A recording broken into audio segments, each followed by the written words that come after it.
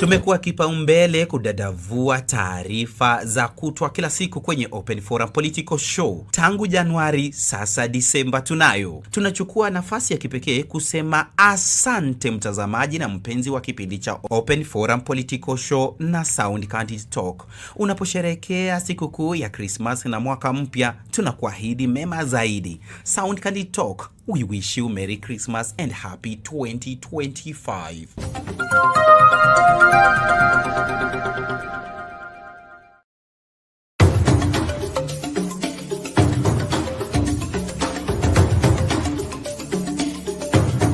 Katika msimu huu wa Krismasi, Sound Candid Talk inakujali. Una mkutano wa warsha, ibada ya hadhira, una matangazo ya biashara, unauza au unanunua. Sound Candid Talk imepunguza ada ya kupeperusha matangazo. Wasiliana nasi kwenye barua pepe soundcandidtalk@gmail.com au piga simu 0718454585. Vile tufuate kwenye mitandao yote ya kijamii @soundcandidtalk. Sound Candid Talk, tunakutakia siku kuu njema za Krismasi na mwaka mpya wa 2025.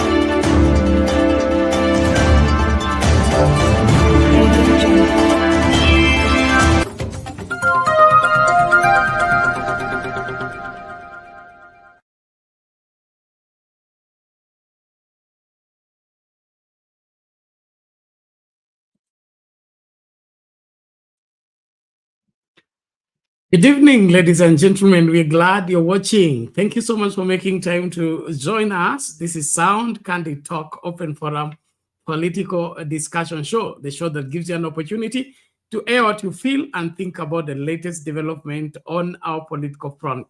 Well, excitement in the air as anxiety runs out of measure in the hearts and in the minds of Kenyans concerning their country management and what is happening. It appears our constitution is suspended and everybody is doing as they like. Parallel to the reality of what happened in a small nation called Israel, when Joshua died, the Bible says there was no king and there was no prophet and there was no leader. Therefore, everybody lived according to what they saw right. The DCI are in the bad books again, attacking journalists. Control of budget is under fire for exposing the rot in the county government and the operations of multiple accounts aiding graft. All this is happening under the watch of one William Ruto, and William Ruto is up again in defense of his change of policy of the healthcare. And all of it, he says, as long as he's in charge, there will be no corruption.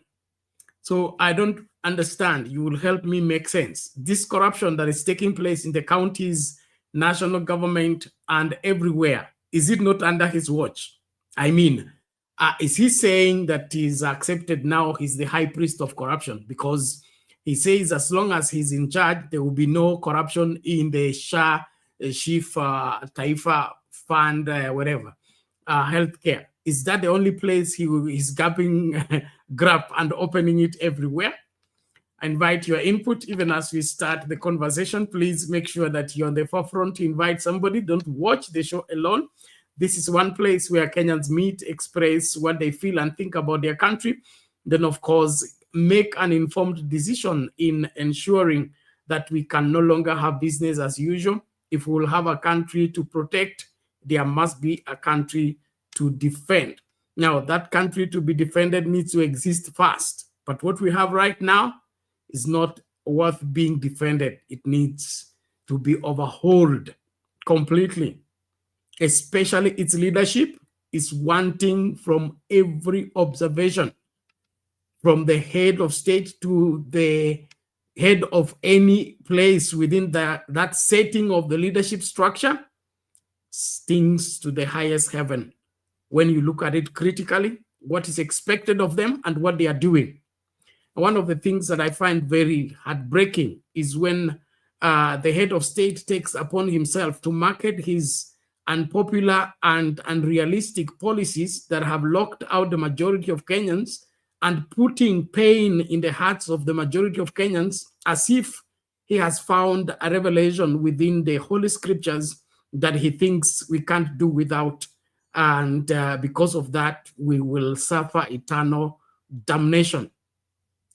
There was nobody dying because NHF was bedeviled with graft. NHF was paying and Kenyans were comfortable, those who are on that system. If he wanted more Kenyans on the system, he would have just availed that system and improved on it and gotten Kenyans to continue. Why cancel a contract halfway, start a new policy that is not, tested out, and now we are losing lives every day? Hospitals, we are paying bills twice because we had already paid on NHF full year policy, and now you want us to begin to pay on this other one as a fresh contract. Come on, who does that? Well, ladies and gentlemen, thank you so much. As we start out the conversation, apologies for what transpired yesterday. There was no show. We had left for the experts to do the show, but it appears they didn't show up. So I'm here and I'll be here. So let's get down to business and encourage everybody. If you want to engage soberly, you want to do what you need to do in terms of voicing out what you feel about this country, please make sure that you are in. And otherwise, I'm excited that we are all here. Thank you so much, Talia Bless, for arriving. God bless you. Thank you, Dahi Abdi. We appreciate you. Tunim Hamud, our PS. Asante sana, karibu. Green, welcome to the show. Thank you so much. Esther Stoll, welcome to the show. We appreciate you. William Adilo, karibu kwa show. Asante sana kwa kuwai. Naamini hapa tutapata yote yanayotuhusu. Favored, thank you so much. Please, let's remind each other. Kuna wale ambao wana habari kwamba tuko na show. Wakaribishe kila mmoja na tumakinike pamoja tunapojifunza mengi mazuri tu yanayotokana na wazi wa mambo jinsi yalivyo, na tunahitaji kila Mkenya kuyafahamu na kuyatekeleza ipasavyo. Haya, nakuomba tuanze na hiyo story ya control of budget, anapotusomea na kutuonyesha vile mambo sivyo, haswa county government. Kama kuna swala ambalo ni muhimu sana katika nchi hii, inaitwa devolution. Na hiyo devolution came not out of a preference. It came painfully. We lost several lives on that article only, that aspect of the constitution that was advocating for devolution. Somebody was shot in broad daylight, was the chair of that particular committee that was looking into that close. So it looks like we are playing with something that we don't know the price that attached to it. And what is disheartening is that the people charged with that docket of devolution are making a child's play with it. As if it was just an imagined thing and everybody bought into it and it came on a silver platter. The governors, did you really understand what devolution is and why you are a governor in the first place? Okay, let me just hear the story out and then please we will analyze. The link to use to get in the studio is in the comment section now. Please, if you're coming to the studio, click on it, allow StreamYard to configure for you the camera as well as the audio, and you will be in this space for us to get talking. And what breaks my heart is the governor of Nairobi, after 2 years, he has zero allocation to development. it does not, you know, is that I'm making Nairobi work? This making Nairobi work was just a slogan. Help me make sense of this. Karibu sana, karibisha mtu, tumakinike pamoja tunapoanza kipindi chetu kwa fujo tu. Mungu akubariki, karibu. The Control of Budget has flagged governors that are operating multiple bank accounts to cover up misuse of public funds. The Control of Budget report for the first quarter of 2024-2025 shows that some counties are running more than 300 bank accounts, flouting the requirement. And as we'll hear now from Stephen Leto, Governors Anne Waiguru of Kirinyaga and Patrick Olentutu of Narok spent the highest on development, while Nairobi's Johnson Sakaja recorded zero expenditure in development. During the first quarter of the 2024-2025 financial year, the 47 devolved units received 55 billion shillings, with 7.3 billion shillings for development and 47.8 billion shillings for salaries and other expenditure. The Control of Budget in our report has flagged governors who are running multiple bank accounts which are used to conceal irregular expenditures. Baringo Governor Benjamin Cheboy is on the spot for operating 292 bank accounts, 256 accounts said to be for health facilities. The Control of Budget says the accounts are flouting the PFM Act. The situation is even worse in Bungoma. Governor Lusaka is running 300 bank accounts that the report says are suspicious since they are not under the Central Bank of Kenya. Other than operating 17 bank accounts, Bomet Governor Hilary Barchok has been flagged for using a manual payroll to pay personal emoluments amounting to 27 million shillings, a process open to abuse. Other counties operating the unlawful accounts in multiple commercial banks include Elgeyo Marakwet County has 155 bank accounts, Kajiado 50 bank accounts, Embu 46 bank accounts, Kakamega 44 bank accounts, Kwala and Migori are operating 64 and 76 bank accounts respectively. The report, covering the start of the financial year from July to October, has also spotlighted counties and how they allocated and spent their development monies. Narok Governor Patrick Olentutu pumped 477 million shillings to development in 4 months, while Kirinyaga's Anne Waiguru spent 378 million shillings, while Busia's Paul Otuoma absorbed 328 million shillings to development. However, 10 counties spent 0 shillings on development during the same period. They include Nairobi, Kajiado, Baringo, Lamu, Uasin Gishu and West Pokot counties. Counties continue recording dismal performance in raising on revenue. Most of the devolved units recording lowest collection, with others under declaring their collections. Tana River collected 81% of their target, banking 78 million shillings, while Narok collected 2.9 billion shillings, that translated to 60% of their target. Samburu and Garissa both collected 36% and 27% of their target, respectively. The COB report also shows that the pending bills headache has refused to go away. Nairobi County has a 121 billion shillings worth of pending bills, while Garissa owes 6 billion shillings to service providers, while Kiambu owes 5.9 billion shillings, and Turkana has a total pending bill of 4.8 billion shillings. The Control of Budget has told governors to allocate funds to payment of pending bills as their first charge, as recommended by the Senate. Stephen Leto, Citizen TV, Nairobi. Haya, mambo ni kama hayo. Tunapoanza na kuangazia masuala ya counties, nilipowaambia counties ama devolution haikukuja kirahisi, na ilitokana na siasa mbaya, maisha mbaya, wale ambao mnakumbuka. Na siasa mbaya, maisha mbaya ilikuwa lugha ya fiche ya kusema kama ushabiki serikali hawezi kupata maendeleo ama msaada wote kutoka kwa serikali.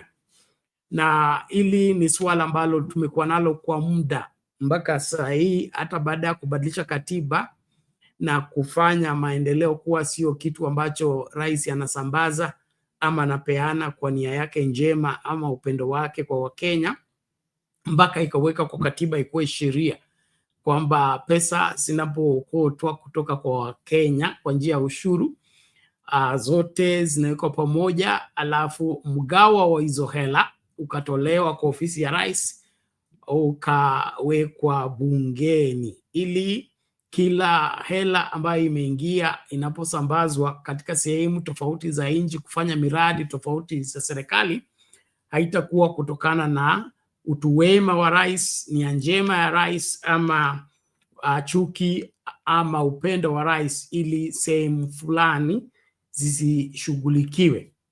Now, sababu ya devolution ilikuwa kushughulikia haswa maeneo ambayo yalikuwa yanaitwa marginalized. Okay, marginalized in the sense that whatever that went on with the successive governments was systematically, locking out certain parts of the country that were not seeing any form of progress in development.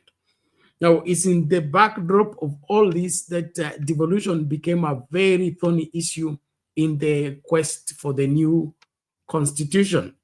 You're all aware of the northern part of this country, that semi-arid region of this country, the Marsabit, the Turkana, the Garissa, the Wajir, and, dry areas. And you're aware of the maxim, or rather the attitude that when you visit there, they will ask you what's happening in Kenya. To them, Nairobi is Kenya, and them, they are not in Kenya. Now, those are some of the things that brought about the quest for devolution. And the positive testimony that has come forth by reason of having these counties now 10 years, that for the first time they saw a tarmac road, for the first time they saw a conclusion of a serious hospital in the region, and things like that. So devolution was majorly meant accelerating devolution in places, different regions, by reason of the locals leading the process of devolution with allocations from the national budget. Now, what we are seeing happening now under William Ruto and his group is trying to frustrate devolution, and not only the central government trying to frustrate the devolution, because that's the outcry we hear, especially from governors when there is delay in disbursement of devolution money. They will say the central government is undermining devolution, is not honoring devolution. But now, when the control of budget brings up this kind of information of what governors are doing, Lusaka just got in office the other day, and it's like he had the 300 accounts on pause mode. So no sooner did he get back in office than he reactivated them, and they kicked in and began to work. You all remember the story of a wheelbarrow in Bungoma County under Lusaka that costed over 100,000 Kenya shillings, one wheelbarrow. This is not it. Can we get serious as Kenyans and just take responsibility on some of these things? 300 accounts, what are they for? Is that part of the law? You have more accounts than MCS. Even if you're running the whole of Kenya, must you have 300 accounts? So if this is not a facilitator for corruption, I don't know what it is. And I agree with the control of budget for raising red flags on all this. Please, let's get serious as Kenyans, especially those of you who are in the leadership position. As governors, just understand you will not be governor forever. And whatever wrong you do for others, it will catch up with you in one way or another. Public funds and public resources are not for self-enrichment. and not for self-enrichment. Those lives you're putting at risk by mismanagement public resources. Yes, those public resources that you're putting in your personal account and turning them into your family income process, you are inviting problems for yourself, for your family, and every generation that comes after you. Everyone who is dying for not getting dialysis or not getting the medicine, and you converted the money that was meant to give them medicine to your personal income, just prepare. You also have a day of judgment, and you will answer for it. You will answer for it. So don't think that being a governor and being the executive of the county, and you can sign off any amount and embezzle whatever you like, you have got it. You may get away with it under the Ruto administration or any other administration, but you will not get away from it, from the laws of justice and the laws of nature. And from the risk of sounding like a preacher, that is it. That is it. You don't violate the golden rule and, just get away with it. Some of these things we think we become so sophisticated that we can now violate the laws of nature and still feel that we are so much in charge. Nobody can tunya us. Nobody can tell us anything. Sisi ndio tuko na serikali, serikali ni yetu, tutafanya vile tunavyotaka. Hakuna. Serikali ni wajibu ambao umepewa kwa niaba. You are just a caretaker. You are not the ultimate. And even when you are the head of state, the head of the county, the head of whatever role you play in your life, understand that there is the Almighty who is watching over all of us, and we will account to him for everything we do. And so I really want us to get back to that aspect of appreciating that being a leader and being ahead of any of the departments that are given to us as trustees, it is not a joke. I think I have a feeling that some of the governors and political leaders feel that they pay for their roles, or rather their winning of elections, and that makes them the law and the ultimate in whatever role they got in. Now, without caring how you got into that, your governorship, your presidents, your leader of majority, or whatever, member of parliament, member of county assembly, senate, and all that, whether you rigged yourself in office, whether you paid your way into office, whether you won a genuine elections, you are in that office on behalf of the people of Kenya, according to the Constitution. And you have no reason to use that public office to transact personal business. That is graft. That is corruption. And when you begin to do that, what you're doing is called abuse of office. It's a violation of the law. And like I said, you may violate this and get away with it from the eye of the Kenyan government, or even aided by the Kenyan government, because right now we cannot separate the government from corruption. We cannot separate the government from corruption. In fact, when we are looking for corruption, I don't see where we can,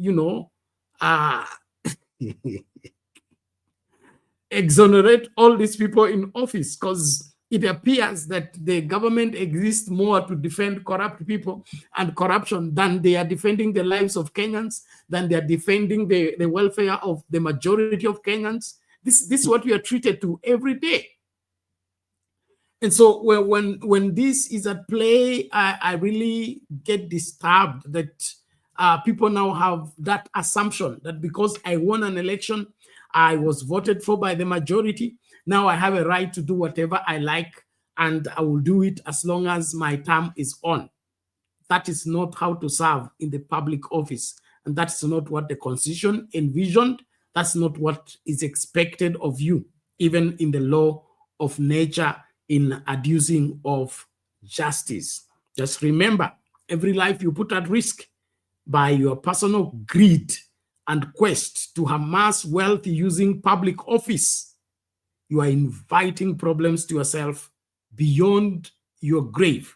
And whoever you're leaving behind will answer for it, even when you're gone. And so understand that the public office is a sacred office. It's a sacred office. God expects you to be in charge of those resources on behalf of Kenyans, but you should do it truthfully and faithfully.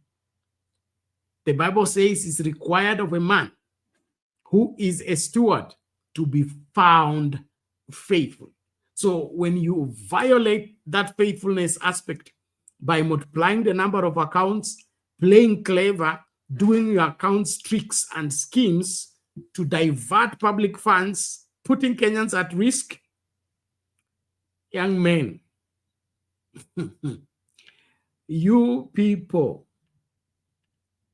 you don't go far like that. You don't. And don't expect to get away with it. So watch out.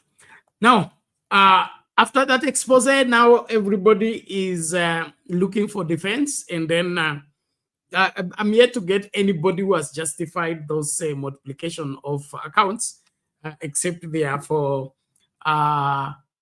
except it's for graft, and somebody wants to defend it. To me, it doesn't make sense.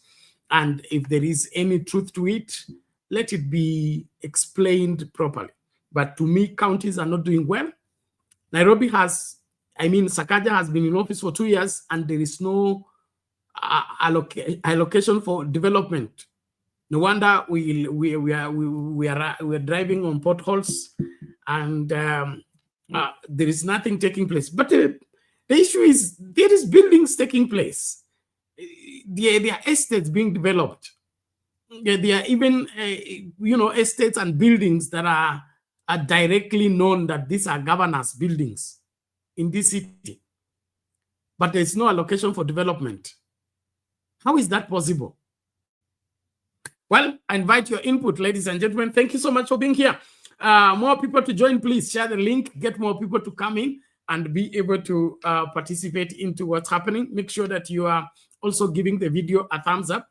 Don't forget, there is a poll question that you need to respond to, and it is on Sound Candy Talk live YouTube channel, as well as Sound Candy Talk YouTube channel. We're also live on Sound Candy Talk Facebook, as well as TikTok. Thank you so much for the likes and those following on TikTok. If you have any question you are raising and you wish it addressed, please make sure that you do so, and ensure that you do it as required. I appreciate everybody who is joining from wherever you are. Please, let's be here and look at these issues about our country critically and closely. In my opinion, we are doing very poorly as far as the running of the affairs of this country is concerned, and we can do better than this. In my opinion, Kenya deserves better than this. Kenya deserves better than this. We cannot be 60 plus years after independence, and we are still, crippling with simple management of public resources in a small county. You know, the reason for devolution was the counties to decide what is priority based on how they are doing. So if your county is poor in education, you invest more in education. If your county is poor in the road infrastructure, you invest more in the road infrastructure. If your county doesn't have enough healthcare facilities, you invest more into the same. Let there be some, lifting of standards of Kenyans by reason of them finding access to government services within their reach. That's the whole essence of counties. It was not to get a governor a job and get him cars and get him flags and get him a cabinet. The purpose of county is the people, for the people. Get the people to get the service. So if you're in office as a governor and you are not making sure that this is happening, you are the problem. You're the problem. You're not functioning for the right purpose for which you are in office. And this ought to be stopped forthwith. And this also should serve as a lesson, okay? Serve as a lesson in the sense that as we get set to change government by reason of a general election or a snap election or whatever election that may come up anytime, what we need to do as Kenyans is to think deeply about who we put in office. I had Reverend Kigame talk about you can't put a thief in the office and expect them to protect your resources. That is it. So I want as Kenyans not only to talk about graft and talk about corruption, but, you know, tell me, how did we get corrupt leaders in office? What were we expecting? That somebody who bought a wheelbarrow for 100,000 shillings each. A wheelbarrow, by that time, it was costing less than what? 6K at Juakali, less than 6K, I think even 3. Okay, but he bought it at 100,000 each. I think there were 100 wheelbarrows or something like that. Now, if you do that and then somebody gives you now another term in office, is he not approving of your acts and approving of your excesses? Let's see what we do. Thank you, everyone. Let's, on the same matter of corruption, let's listen to High Priest of Corruption, as he is popularly known, giving assurance that there will be no corruption in the SHA and other things. And then we get into the response of the governors as we continue the conversation. Thank you for the people who are watching. Please, let's get more people to watch. I trust this is valuable. And if you have any sense you would love to share with us on this show, you're free to use the link in the comment section to come forth and speak out. That I believe we're here to see to it that a better Kenya is realized, and that Kenya can only be realized when we take responsibility for what becomes of our country. This is no longer an issue of those people versus us. It has everything to do with when Kenya sinks, we sink all of us. When Kenya fails, we fail all of us. And therefore, nobody is safe when Kenya is not safe. Kenya for all Kenyans at all cost is a sure place to ensure that you invest and put your energy and your mind on the same. Thank you very much. Let's listen to this. President William Ruto has declared that there will be no corruption in the Social Health Authority SHA during his tenure as a president. The president said the government is determined to eliminate corruption in the country to ensure Kenyans get value for their money in all sectors, including health. He pointed out that SHA has been properly organized to eradicate corruption that crippled the defunct National Hospital Insurance Fund, NHIF. Of fraud and corruption that had bedeviled the NHIF, they will never be, as so long as I am in charge, they will never be in our universal health coverage plan. We have costed the equipments, we have costed the drugs, we have costed the services with experts, the procurement of any equipment, the one that I see people talking about in the media. There was a procurement process. It was carried out between the counties and the national and the Ministry of Health. There is no obligation on any county to get any equipment from any supplier. There is no one supplier. I think there are 7 or so suppliers, and there is no obligation on any county.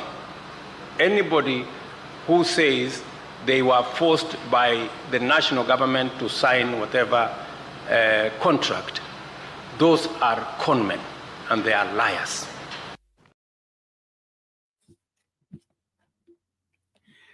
Mambo ni kama hayo kwamba hakuna ufisadi katika SHA, hakuna ufisadi katika SHIF, hakuna ufisadi katika Taifa Care.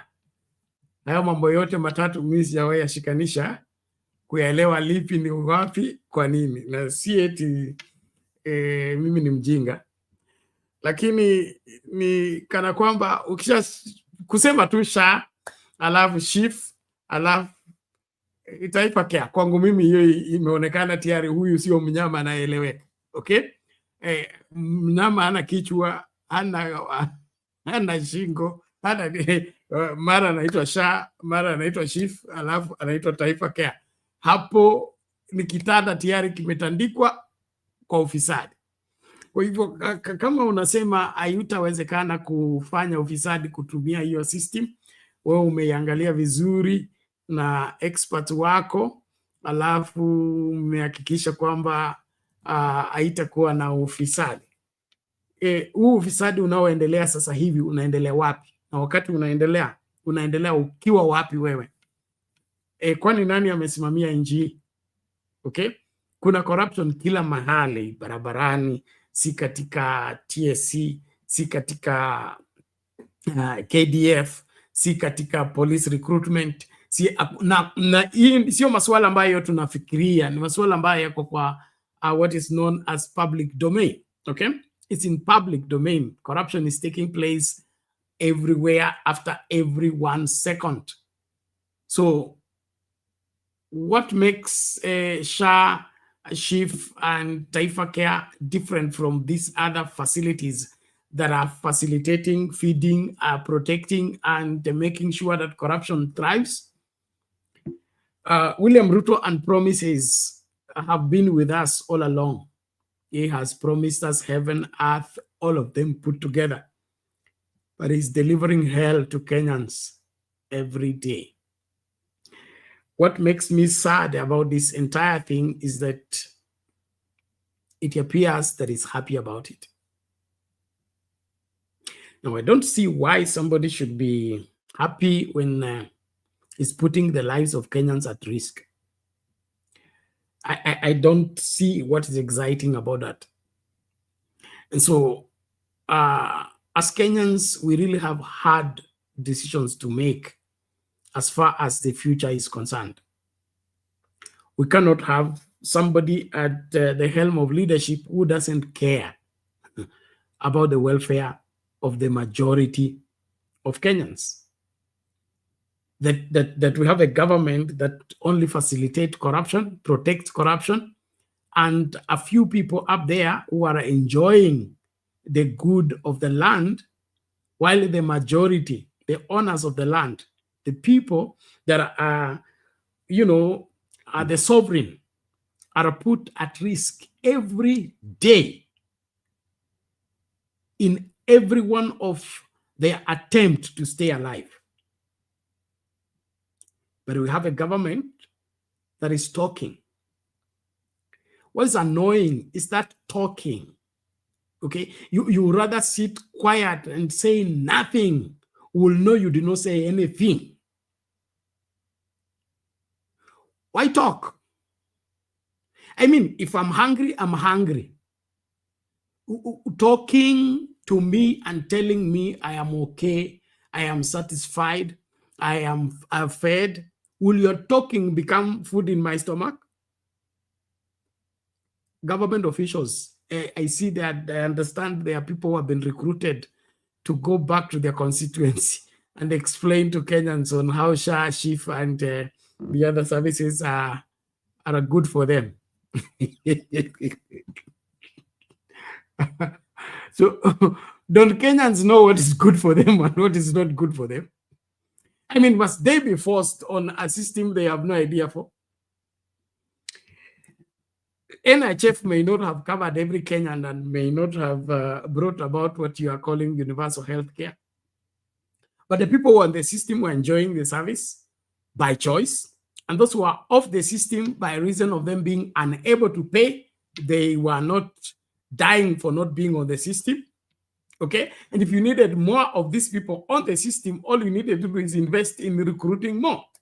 But now changing the system, now forcing everybody on the new system, that's not going to work. My first job after high school was selling an insurance policy. In fact, it was a health insurance policy.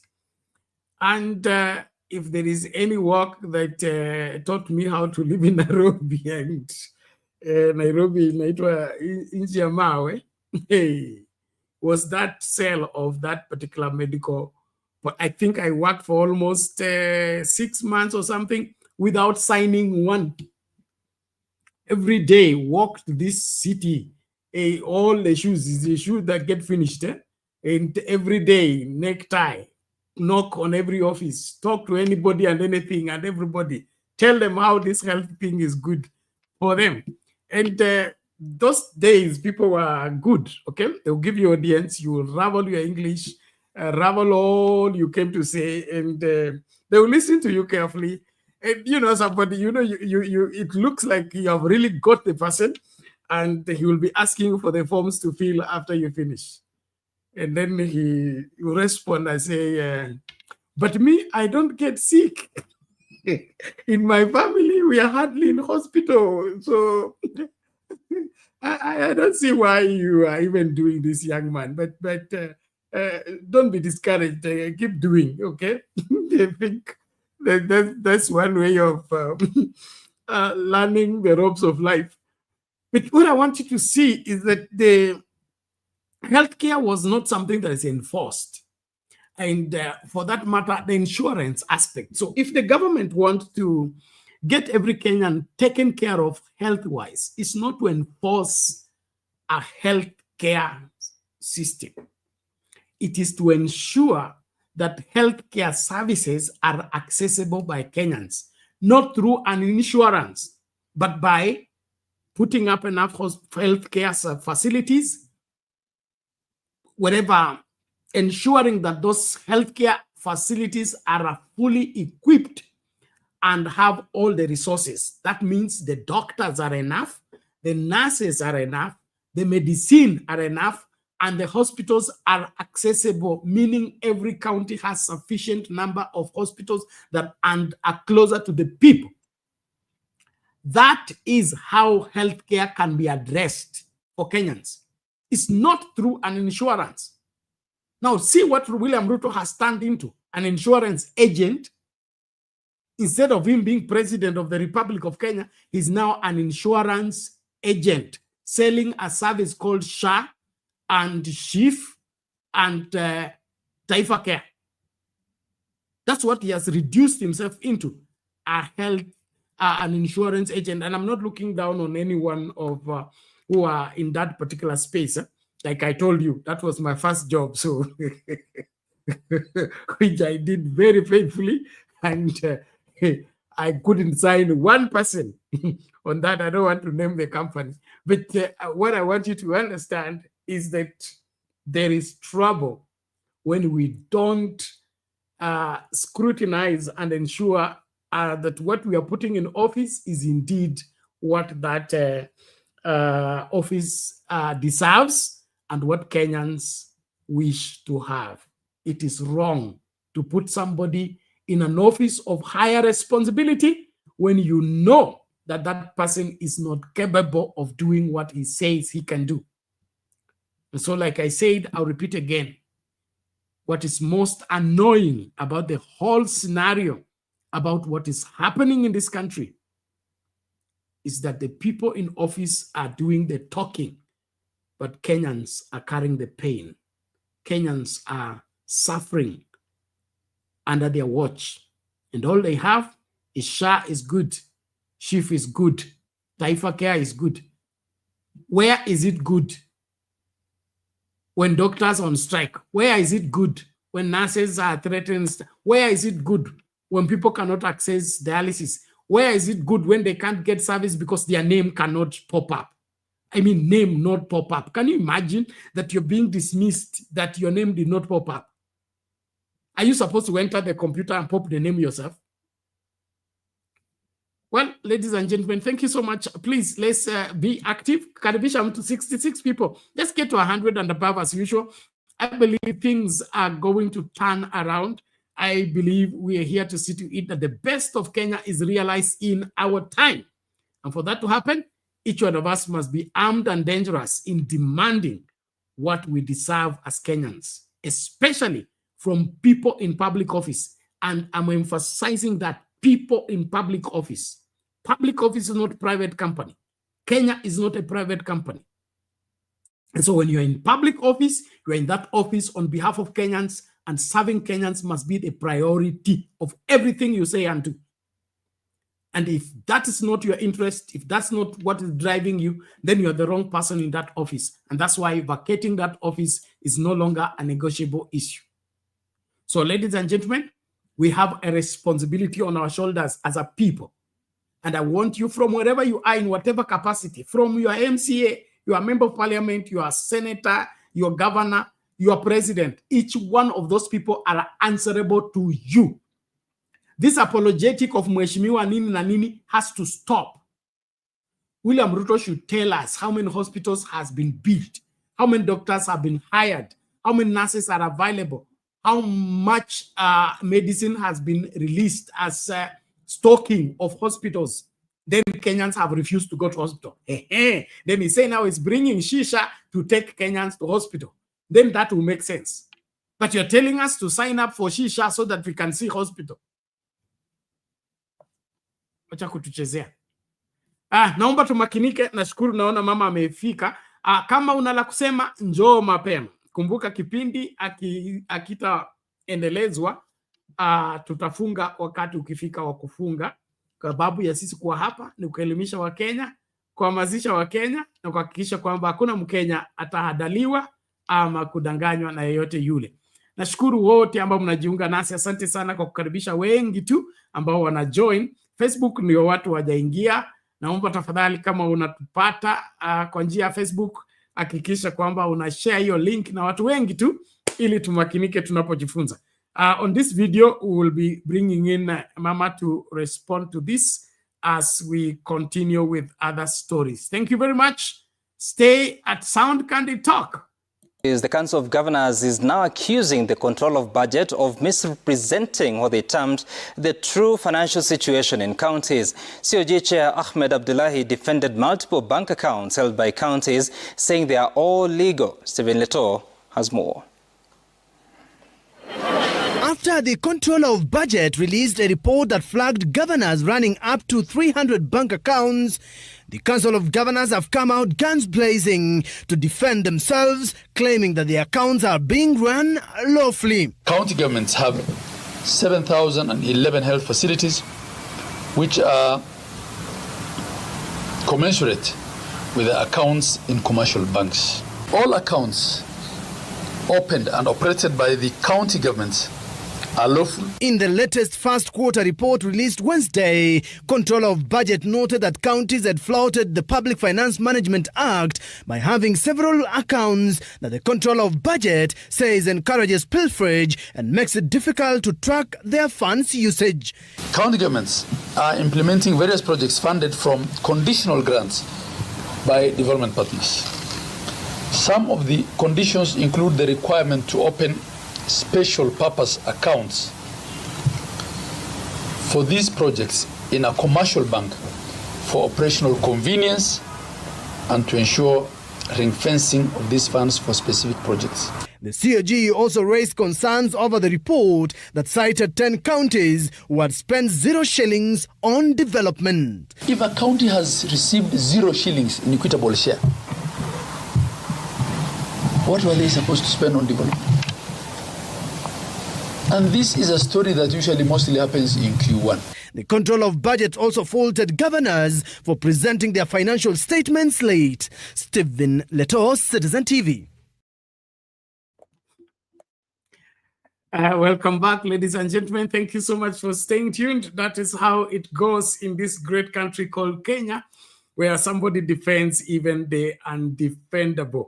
Because if I'm supposed to audit you and you have these special accounts that are doing special services for you, you need to provide the tracking of how much money is in which account for what purpose, so that I don't have to follow you up and ask, where is this money? There is a policy in banking and accounting that is called user-friendly. User-friendly means whatever transaction I transact must be related to what you are, and is related to what you are offering. It should be able to predictably align without us having to sit and explain. So when I sign in, it needs to easily be telling I'm signing in for this money is for that, and all that, so that anybody who goes through these records will be able to make sense of them without necessarily having to call and find out, where is this receipt? Why is this receipt missing? Why is this account like this? Why? Now, for 300 accounts, I don't know. How many projects are taking place in Bungoma County that warrants 300 accounts? Hata kama sisi wajinga. Okay, so kuna account kwa kila stall. Because 300 stalls, I don't think Bungoma County is big enough. Kila soko iko na account, eh? Kiosk iko na account. That's the only way you'll explain to me that 300 accounts are necessary to run Bungoma. I'm not from Bungoma, but I know Bungoma. All the same, asante sana, nashukuru kila mmoja. Naomba tumakinike tunapoendelea na mjadala wa usiku wa leo. Inaitwa Sound Candy Talk. Nashukuru wote ambao mnajiunga nasi, watu wa comments, asante sana. Strong people, let's keep at it. Let's do what we must do. Lakini like the video, piga kura yako, makinika kukaribisha mtu. Hapa ndipo utapata story nzima kutoka kwa Wakenya, kwa lugha yao, kwa maneno yao. Lakini hii serikali ni ya kutisha. Hiyo tu nitawaambia moja kwa moja. Asante sana, tumakinike tunapoendelea na kipindi. Mami, habari ya leo? Salama sana Penat. Kuna kazi nafanya, nimeona umekuwa peke yako, nikasema niingie kidogo nyumba isikue baridi. Mambo ya asante mami. Karibu. Counties. Unakuwa na 300 accounts. Yani tungeambiwa kuna ya water, kuna ile ya sokoni, yani like at least wangekuwa na 10 accounts. Hiyo ni peta, lakini 300 600 account ya kila stall, si market, kila stall iko na account yake. So hii watu Penat wanaharibu devolution, na hiyo ndio ingekuwa nasaidia watu. Ama kuna account maybe ingine ni ya shule, maybe ingine ni ya stadium, but again that is a lot. Na ile percentage inakulwa na bank itakuwa too much. So wacha niko na kasi kidogo Penat, nitakuwa na wewe nikimalizana in 15 minutes. We will talk again. Thank you. Okay, thank you mami, we appreciate that. Ladies and gentlemen, there you have it. It does not make sense, and anybody wants us to believe that the aspect of the counties requiring many commercial bank accounts in order to function. Counties are on record for crying out. There is no money, no funds allocated. No, I mean, how do you operate 300 accounts when there is still no money and there is still no resources? No, I mean, does it make sense? Then you say you have special programs that require you to have special accounts. No problem. What are those programs? What are they geared for? Where are they? What services are you offering that require you all that? Can you, clearly show the pathway? Asante sana, naomba kila mmoja tumakinike kukaribishana tunapoendelea na kipindi. Na kama unakuja studio, naomba tafadhali hakikisha unawahi mapema, kipindi akitacheleweshwa, na tunaamini kwamba we will keep it straightforward and forthright. We want Kenyans to be making sense of what we are saying and able to apply it in their own lives in terms of making sound decisions on the matters at hand. Asil 2 TV anasema den of robbers and thieves. In my opinion, it is better. It's better put that way than ever. I couldn't put it any better.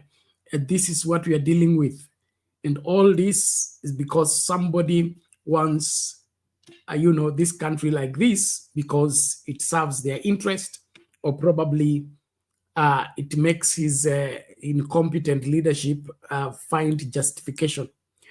There is a teaching on leadership by John Maxwell on why certain leaders like to be surrounded by mediocre leaders.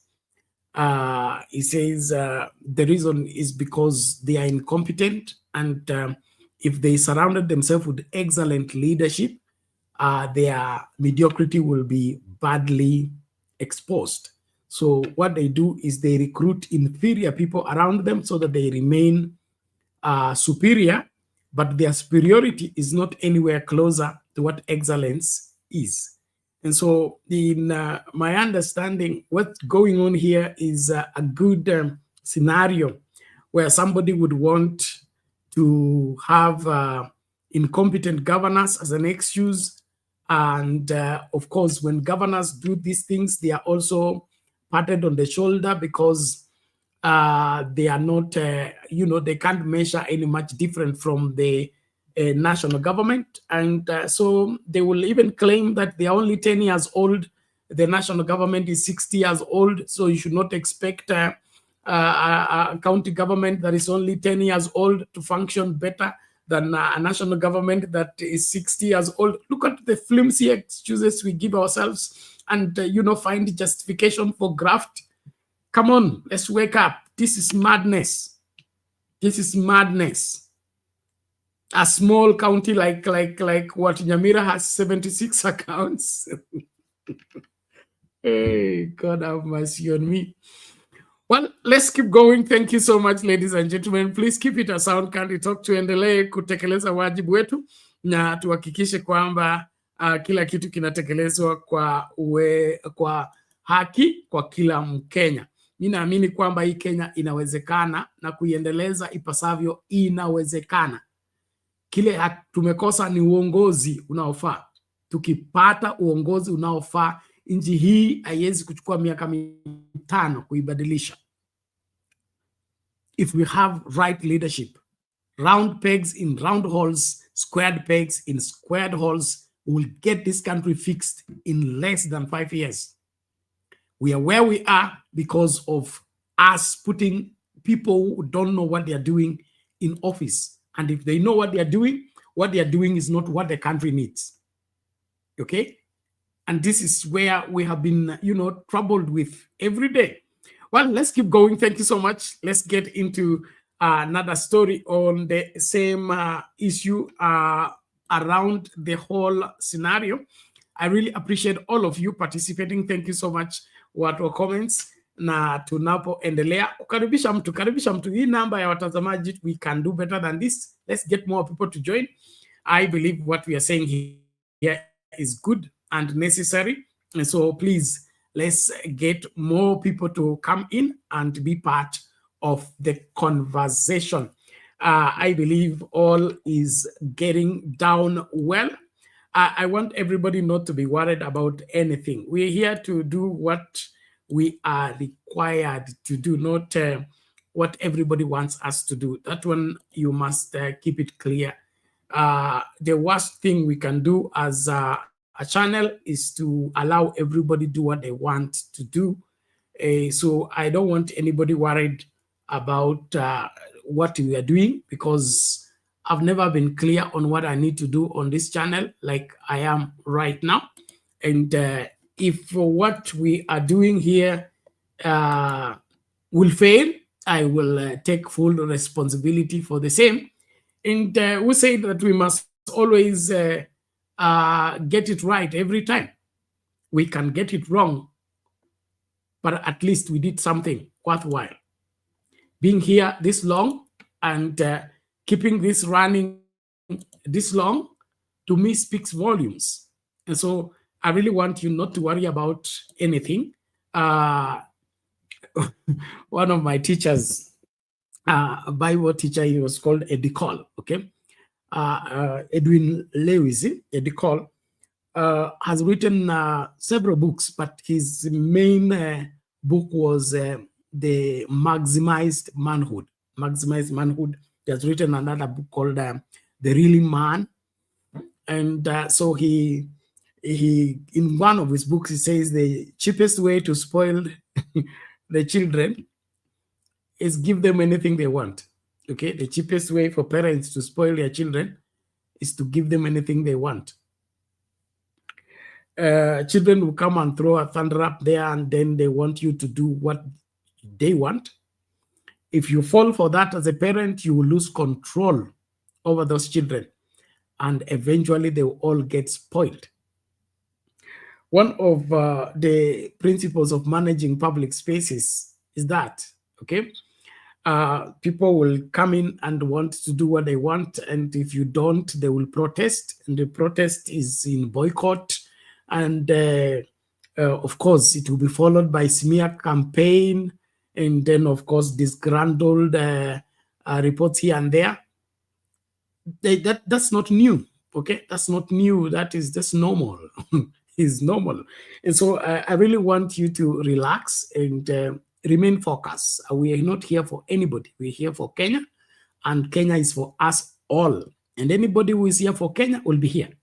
But those who are here for their self-interest, they are here for their prestige, they are here to make a name, they're here for fame, they're here for likes and views, those ones will go elsewhere, okay? Because we really want to keep our focus clean so that at the end of the day, what we have done here every night will count for our little contribution in making Kenya better. To me, that counts more than anyone's name, anyone's association with, and all that. There is something sent to the group today by Domi, and it really ministered to me as individually. It was a clip done by Dr. Miles. Dr. Miles is also a guru in leadership. It's late.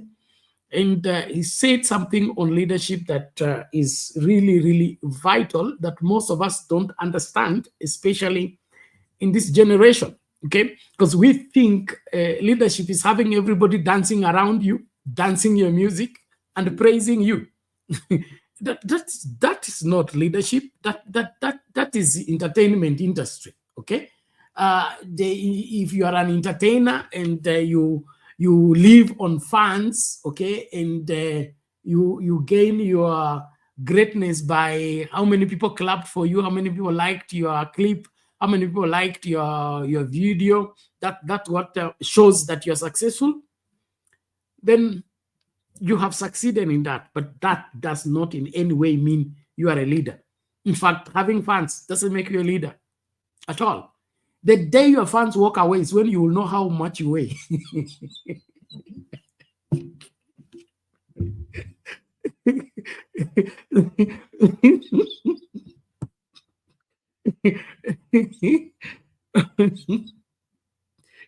No, sorry about that. But I wanted to get it clear, okay? How strong a leader you are is how long you can stand alone when everybody walks away. But if you are a leader on support machine, you should be praised by this one, you should be carried by this one, you should be supported by this one. You are leader Maututi. Who is your leader? Okay, so tujifunze, okay? So naomba ustarike. We will do what we must do, and that is make Kenya greater and ensure that Kenya achieves what it's supposed to achieve. And so many people have a wrong notion of what leadership is, and that's why we are suffering what we are suffering. The people who are supposed to provide solution to our problems have become problems. And the people that are supposed to support us are now demanding that we support them. You see how we have the paradigm shift where the roles are now turning around, that you elect somebody in office so that he goes to run the country. And then now he wants you to run them so that he runs the country. You see, it's terrible. So instead of him shouldering responsibility for what is happening in the country, he's giving, apportioning blame here and there. It's all because somebody has refused to be a leader. He wants the leadership position without the leadership responsibility. And leadership cannot be without taking responsibility. Leadership is everything about responsibility. And we talk about supporting the channel and making sure that we pay bills. That's a responsibility, okay? And some of my bad experiences on this channel is when we have people in leadership position on this channel, and when it comes to payment of bills, they all run away, okay? They all run away. They only resurface when the bill has been paid. Now, that clearly shows you are not a leader and you can't lead. And those are the mistakes we put in office. Because somebody's vocal, he can speak loudly and he can yell and he can convince you with empty words. You allow such a person in office, he will never pay a bill, not even a light bill. It is that way. And so when it comes to scrutinizing who is a leader, we better look beyond words. We better look beyond the depth of the voice and things like that. In my understanding, leadership is responsibility and responsibility is leadership. The reason why William Ruto cannot run this country is because he is irresponsible. He doesn't take responsibility for anything. He never did when he was in school. He never did when he was CU leader. He never did when he joined politics, and he will never do. Why? He's lame in his leadership upbringing. He was exempted from responsibility. And that's why he thinks leadership position is an opportunity to use to gain whatever you can gain within that period of time when you can. So William Ruto is a dealer. He's not a leader. And that's why the country is suffering. When we had some reasonable leadership under Uhuru Kenyatta, the burden was not this heavy on Kenyans. The confusion was not this much. Parents were at peace. If their children get sick at school, the school will take care of everything. You only needed at the hospital to sign. That was shouldered by the government, of which William Ruto was deputy president. If he was indeed a leader, he would have taken whatever notes on that.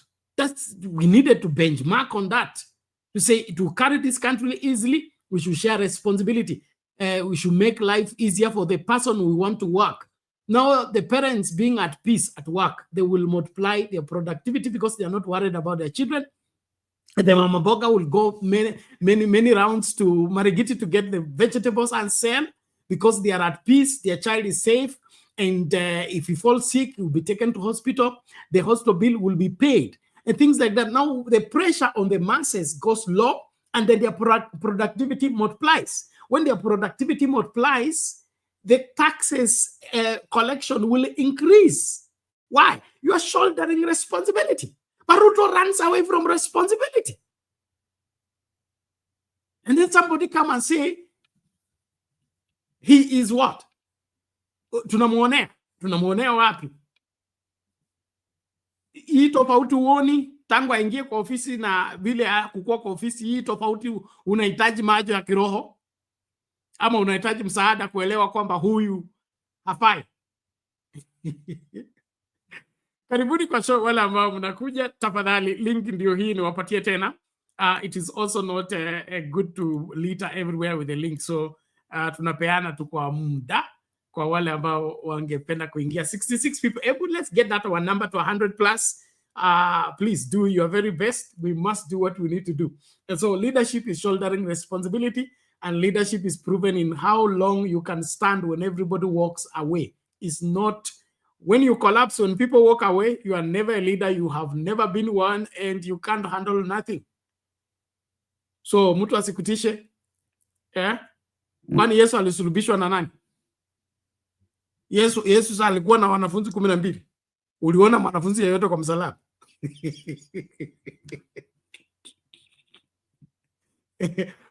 Uliona mwanafunzi yeyote kwa msalaba? Si wote walitoroka. Lakini Yesu alimaliza kazi hapa kumaliza. Hii kazi tutaimaliza. Kwa hivyo mtu asikutishe. Nataka uendelee kujitolea na tutekeleze wajibu wetu, na wajibu wetu ni kuhakikisha Kenya is functional, Kenya is productive, and Kenya is taking care of all Kenyans. When we achieve that, my ministry is done. Anything else is by the way, and I won't make time for it. So tafadhali naomba tumakinike, tuendelee na kutekeleza wajibu wetu kama wazalendo. Karibisha mtu, tumakinike. Let's get this video and then get whoever that is coming. Now, there's a new development in town where the DCI and the Subaru boys are wreaking havoc on Kenyans. And the worst part of it is now targeting journalists in trying to cover up their traps. This is very sad and I mean record-breaking, because We have never stooped this low. Even in the dark days, we didn't have this happening in broad daylight, where journalists are attacked by police officers demanding to be given cameras and deleting footage. I mean, what are we becoming? Are we indeed serious? So, what is this? If you committed a crime and it was captured on video, look for a lawyer.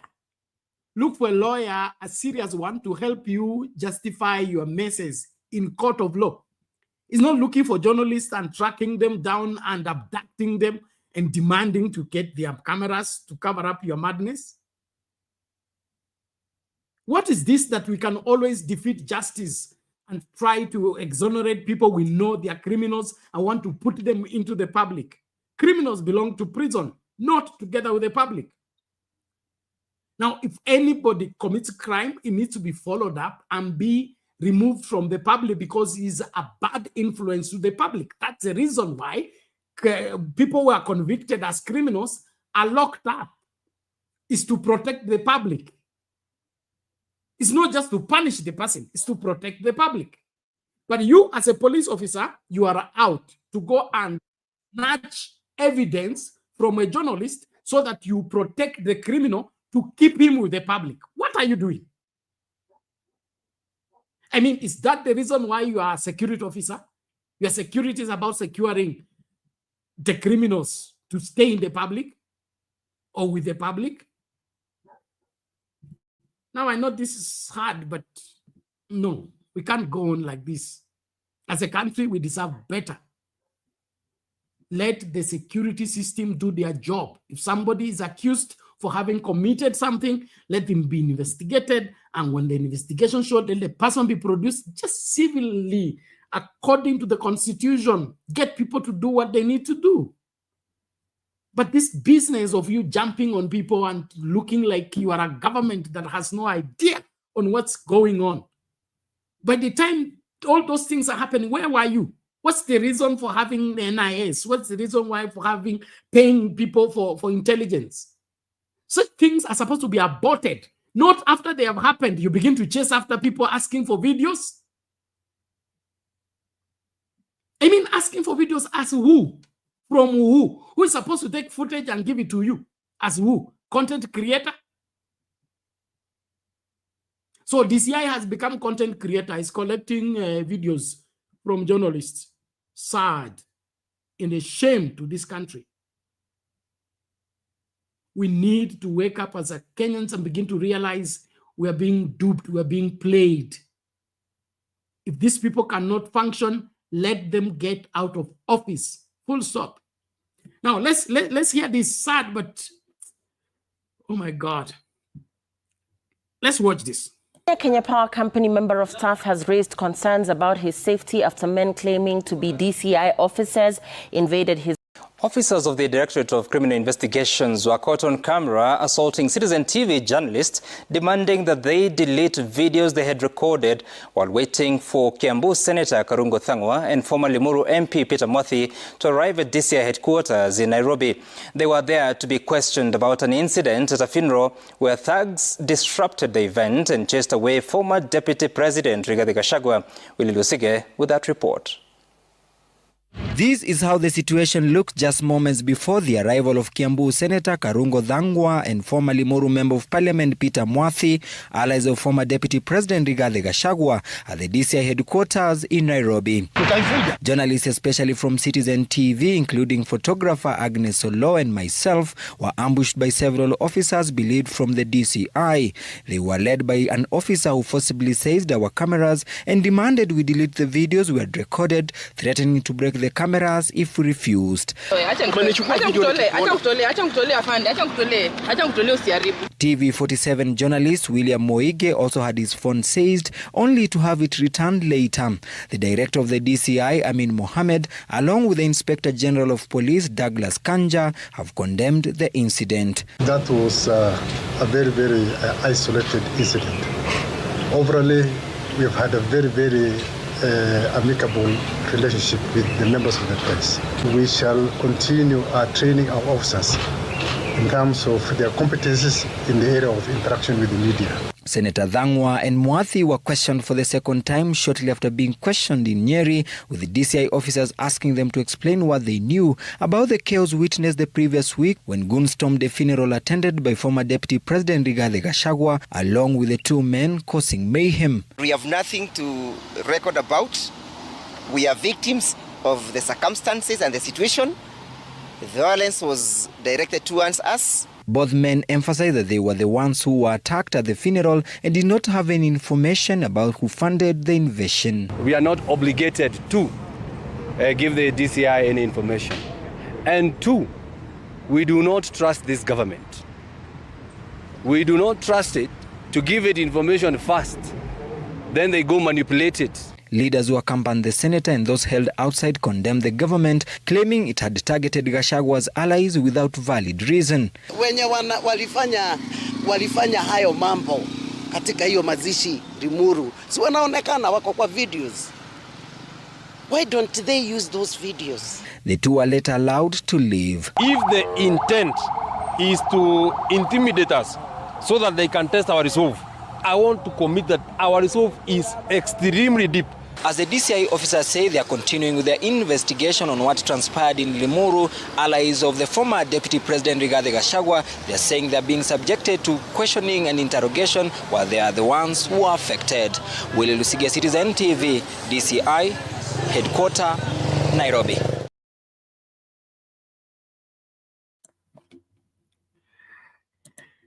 Okay. Mambo ni kama hayo mumeyaona wenyewe. Wana DCI wanafanya dhambi zao, alafu wanataka kusifutilia mbali wao wenyewe. Yani eti mtu anakosa alafu anakwenda kukamata yule aliyemnasa akikosa, hakikishe kwamba akifuta hiyo video basi amefuta dhambi zake. This is wrong. If you are working professionally, okay, and you are handling the people professionally, you are a security officer, but you are handling the situation professionally, you will not be troubled if that scenario is recorded. The reason why you can't stand that information going to the public is because by the time you are doing whatever you are doing, you knew it's unprofessional, it is an abuse of the law, and it is an infringement on the liberties of these particular people, yet you went ahead and did it, and it was captured on camera. And now you turn around, you now want to come what? Delete the video. I mean, there was no need for deleting the video if you dealt accordingly and you are sure you are doing your job. So, is the DCI an accomplice for crime? Is DCI given permission to commit crime, violate the law, infringe on the liberties of Kenyans, and then demand videos? Is that how DCI should work? Is that how the security boys are supposed to work? So let's get it. Get professional if you don't want to be reported wrongly. But if you go and misbehave in public, don't come to explain to us. Own up your responsibility. That director of DCI and all that, atutaki kizungu. Own up. Apologies, no. We want you to own up. Those people who've been captured on camera for breaking the law, let them be produced before the court of law and face the consequences. That is how a law works, and that's how our country is straightened up. But you are here telling us how you have cordial relationship with the media and all that and all that. That's not what is needed here. Somebody has violated the rights of the media people. That person, you have him on camera. You know he's your officer. Get them produced before the court of law. Let them answer for their crimes. Because if they were doing their professional work professionally, there will be no need of apologizing, and there will be no need for you to come and tell us you have cordial relationship. This is the way we throw around English. Well, ladies and gentlemen, thank you so much. Mami, kama uko tayari, tuko tayari kusikiliza. Kama hujafika basi, ni tuendelee. Bernard, give me another 15 minutes. Nitakuwa nimemalizana nayo. Niko na wageni. No problem. Thank you. Thank you, Mami. Now, ladies and gentlemen, that is it. As we continue with this conversation, I want you to get this clearly. What's happening here is trying to abet a crime that has been committed, and you see the way we are doing it. And this is the bedrock of corruption. This is the bedrock of dysfunctional government. When instead of letting the law have its way, we want to abort the process of the law. By doing what? Defeating justice. By what? Deleting evidence. And look at that. And then somebody has a straight face to come before the same cameras and say they have cordial relationship with the media, and this is a misfortunate thing and all that. He has not told us who are these people, why are they doing that, and is that how they're supposed to deal with Kenyans? Is that how they're supposed to deal with Kenyans? So let's get it clear. Our country is in a mess because we have messed the law. Okay, we have messed the rule of law. We want the law to serve certain people and be not useful for certain people. And the moment we classify how the law is applied, we open room for people to misbehave and commit crimes because there will be no consequences. This Mr. touch not, the people that cannot be touched, the untouchables, is one of our greatest unmaking as a country. And our history doesn't look good when we started to do that. Some of the consequences of spiritual, I would say spiritual problems that we are suffering as a country are traceable to some of the things that were done in protecting people who are in power, or the sons of the people who are in power. Okay, somebody goes and kills a tourist, and then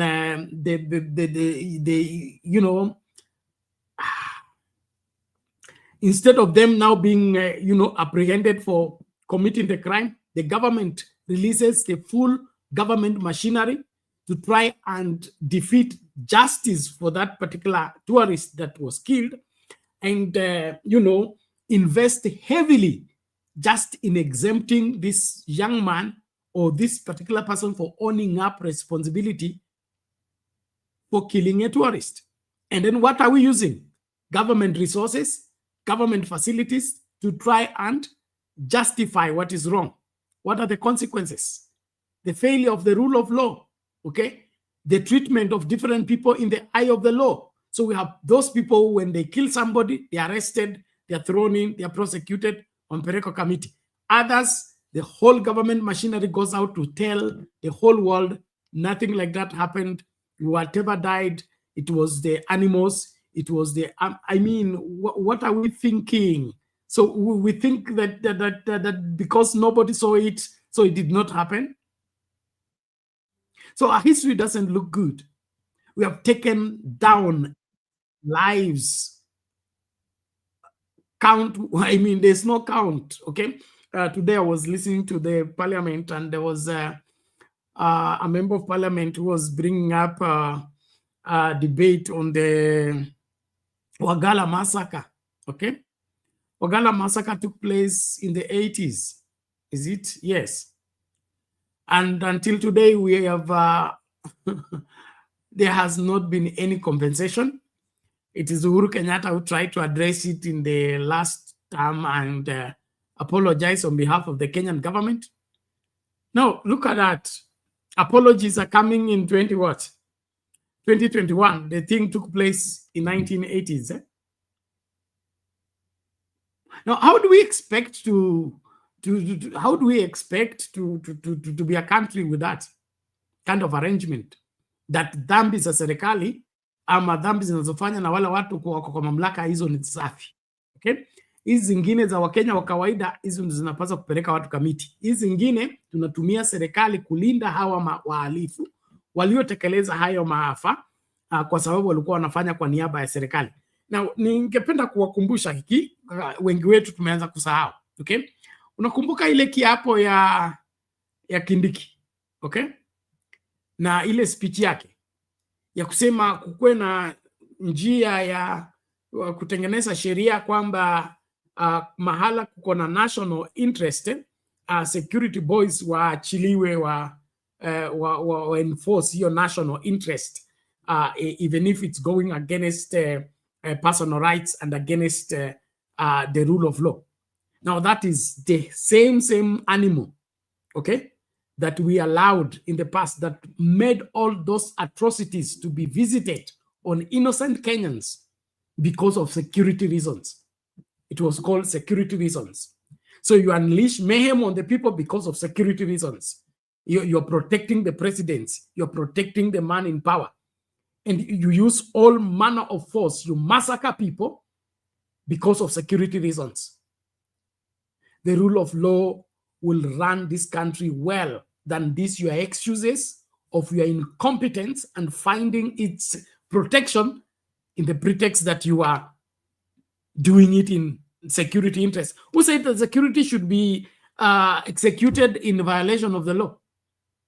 I mean, you are the reason why you are an officer of the law. Okay, the reason why you are described as an officer of the law is because the only thing you can enforce in my life is the law. It's not your will. It's not your preference. It's not your president's will. It's not your president's preference. You are an officer of the law, and you can only handle me and every other Kenyan according to the law. That's how I read the law. There's no time the law gets put aside because you are enforcing security. Security is a law. You enforce it. I have breached security. Then arrest me for breaching security. Produce me before the judge. Let the judge see how I breached the security. And then let him give the ruling. That's how a law works. That's how a country functions. But this one of trying to impose the will of somebody, the preference of somebody. Now I understand people are being arrested for wearing t-shirt says must go. There is a university student who is before the court today for writing an RIP on Ruto. How many Rutos do we have in this country now? And it's something I'll read here on behalf of, let me see if I have it. There is something by, who is this? Danstan Omari is giving a challenge to the people who are saying that the university student should be what? Okay, here it is. Let me just read it the way it is, and then you can judge for yourself. But I find it very hilarious and interesting at the same time. Lawyer Danstan Omari says this way. Your Honor, my clients are university students and are being charged for posting RIP Ruto on social media platforms. The burden is on the aggrieved person, namely Ruto, whoever it is, to physically present himself to this court to prove that he's not dead, because we have thousands of Rutos. Some are alive, some are dead. Kazi kwako.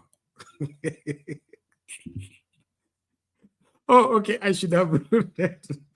I should have brought that on the screen. But I find that very interesting. Very, very interesting. Because you see now how flimsy we have become. Flimsy in the sense that we want to hold on every straw. We want to attach ourselves on everything and anything, simply because it does not sit well with us. Not sitting well with us is not following the law. Not sit well with us is not a law to be enforced. There's what I like, there's what you like. But if that what I like is not for me, according to the law, I cannot enforce it. Okay, I will just tell you off, I don't like you, or I don't like what you're doing, and that's all I can do. That's the worst I can do. So there it is.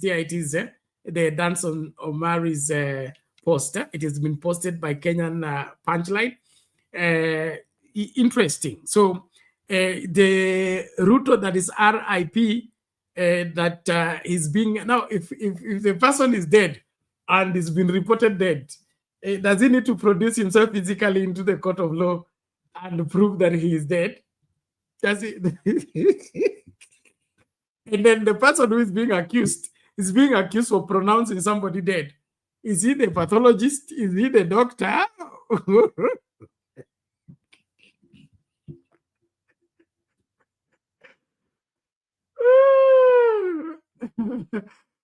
Kenya nchi nzuri, hakuna matata. This is interesting. Well, we'll take a short break. When we come back, we'll be looking at other stories. Thank you so much. Keep it at Sound Candy Talk. Hapa ndipo uhondo wote unapatikana. Let's keep going.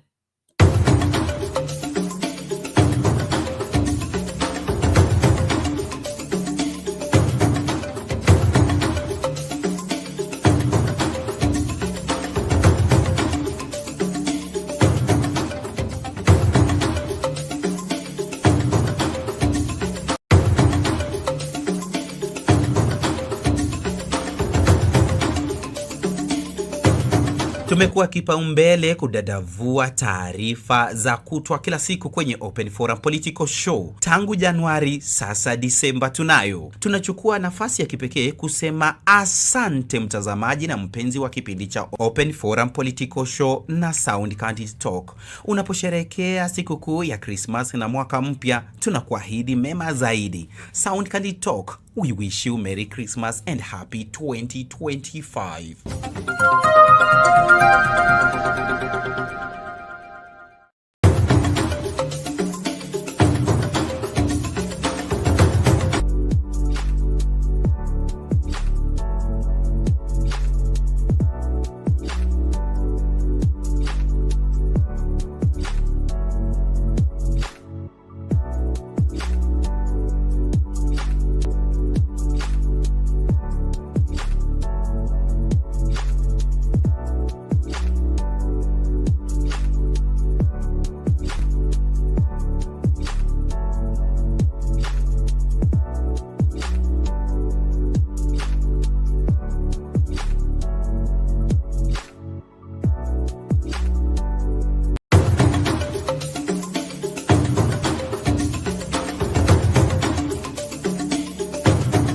Je, una maoni, malalamishi au kauli kinzani? Tunakusikiliza kwa maana wewe unatutazama. Wasiliana nasi kwenye simu 0718454585 au andika ujumbe mfupi katika barua pepe soundcandytalk@gmail.com.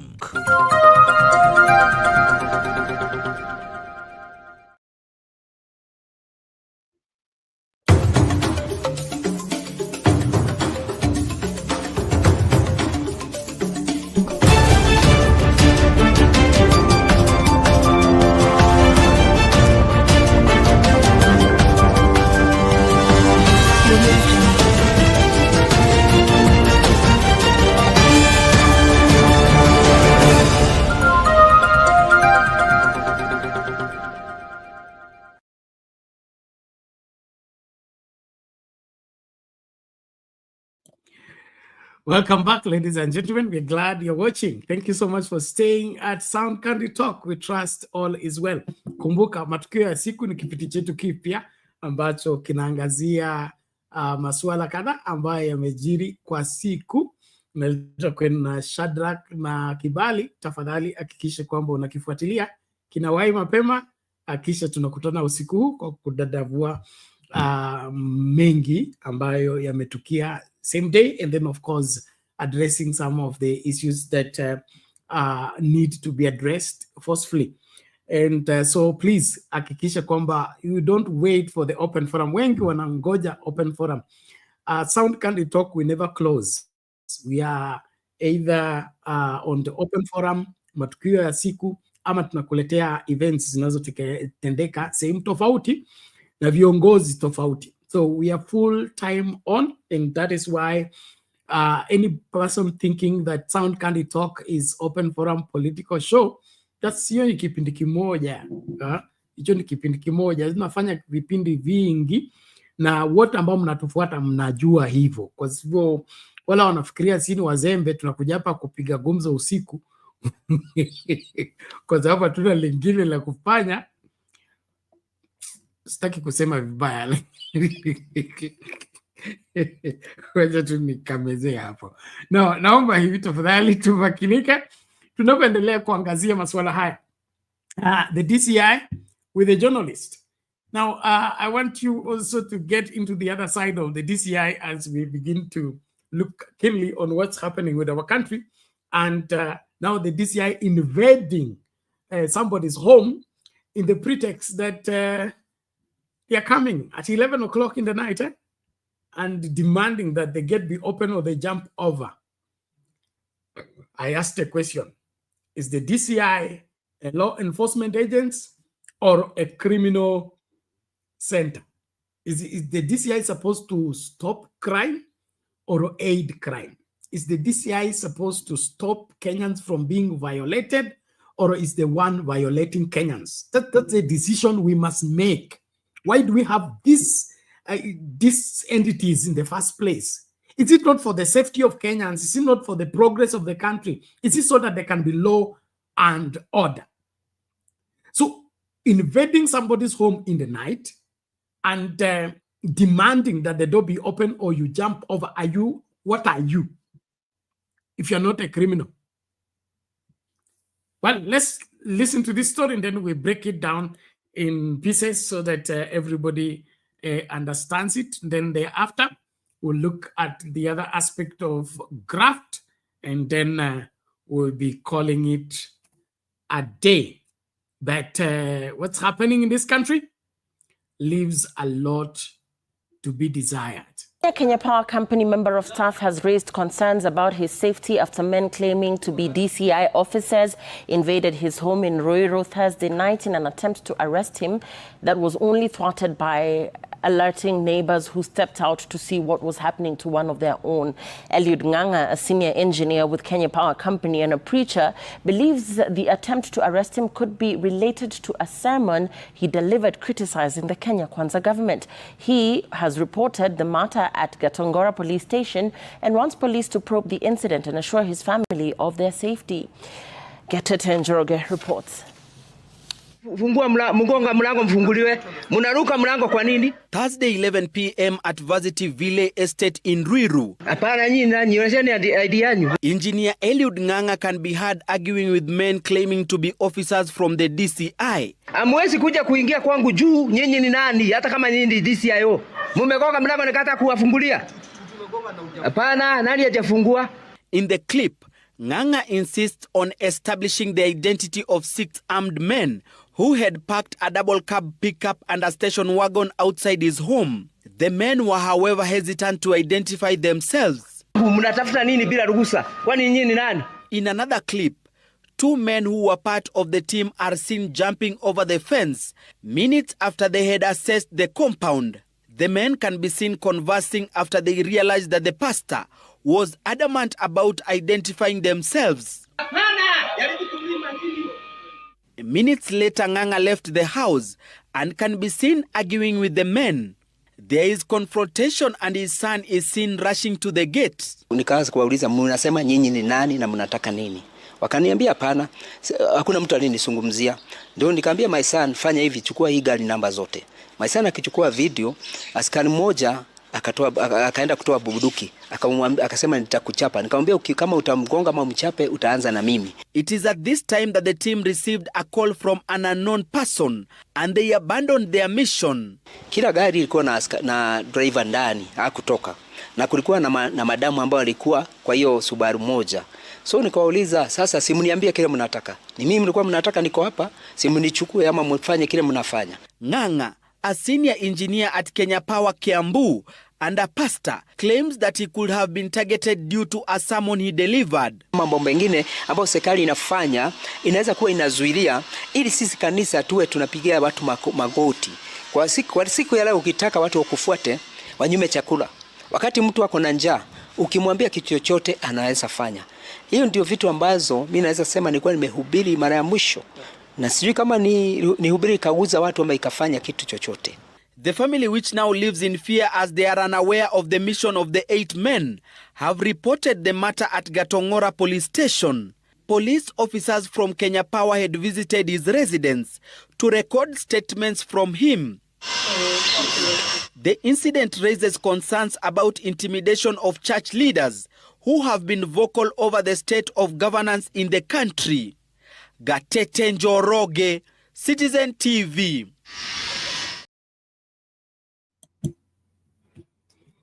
There you have it. That is how we are operating as a people. That is what we call government. I think this is the height of it all. As a people, we need to tell each other the truth. Nikubaya. Nikubaya, hata enzi ya Moi kukua hivi. Watu walikuwa wanachukuliwa, lakini wanachukuliwa kwa ustaarabu. Serikali ilitenda mengi mabaya tu kwa Wakenya wakati wa Moi, lakini ilikuwa inafanywa kwanza kwa siri na tena inafanywa kwa njia ambayo haitaumiza wengi. Sasa na labda kuna vitu ambavyo wangetumia kuhalalisha hayo matendo, lakini kwangu mimi hapa ni ile hali ya vile nimesema. Kuna tofauti ya sheria na kuna tofauti ya kile ninachokipenda. Okay? Inaonekana kwangu mimi Ruto anapenda kusifiwa. Ruto anapenda kupigiwa makofi. Ruto anapenda kuabudiwa. Okay? Anapenda asiambiwe makosa yake. Ruto anapenda kila mtu anayemzunguka amwambie yeye ndio rais, yeye ndio amefanya kitu cha pekee ambacho hakuna mtu mwingine amefanya. Anapenda vitu kama hivyo, na hivyo ndio vinamfanya mtu yeyote asipomwimbia hiyo wimbo na amsifu hivyo, sasa yeye anachukia, na katika hiyo chuki sasa anataka kutumia hiyo kutopenda kuambiwa makosa kwamba ni kinyume cha sheria. Ukimuuliza ni sheria ipi, sioni kama kuna sheria yote katika katiba yetu inasema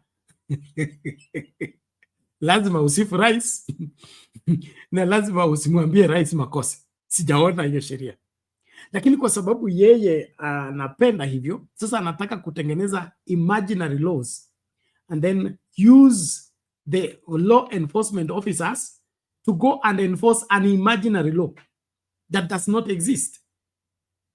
And this is too bad. Very bad indeed.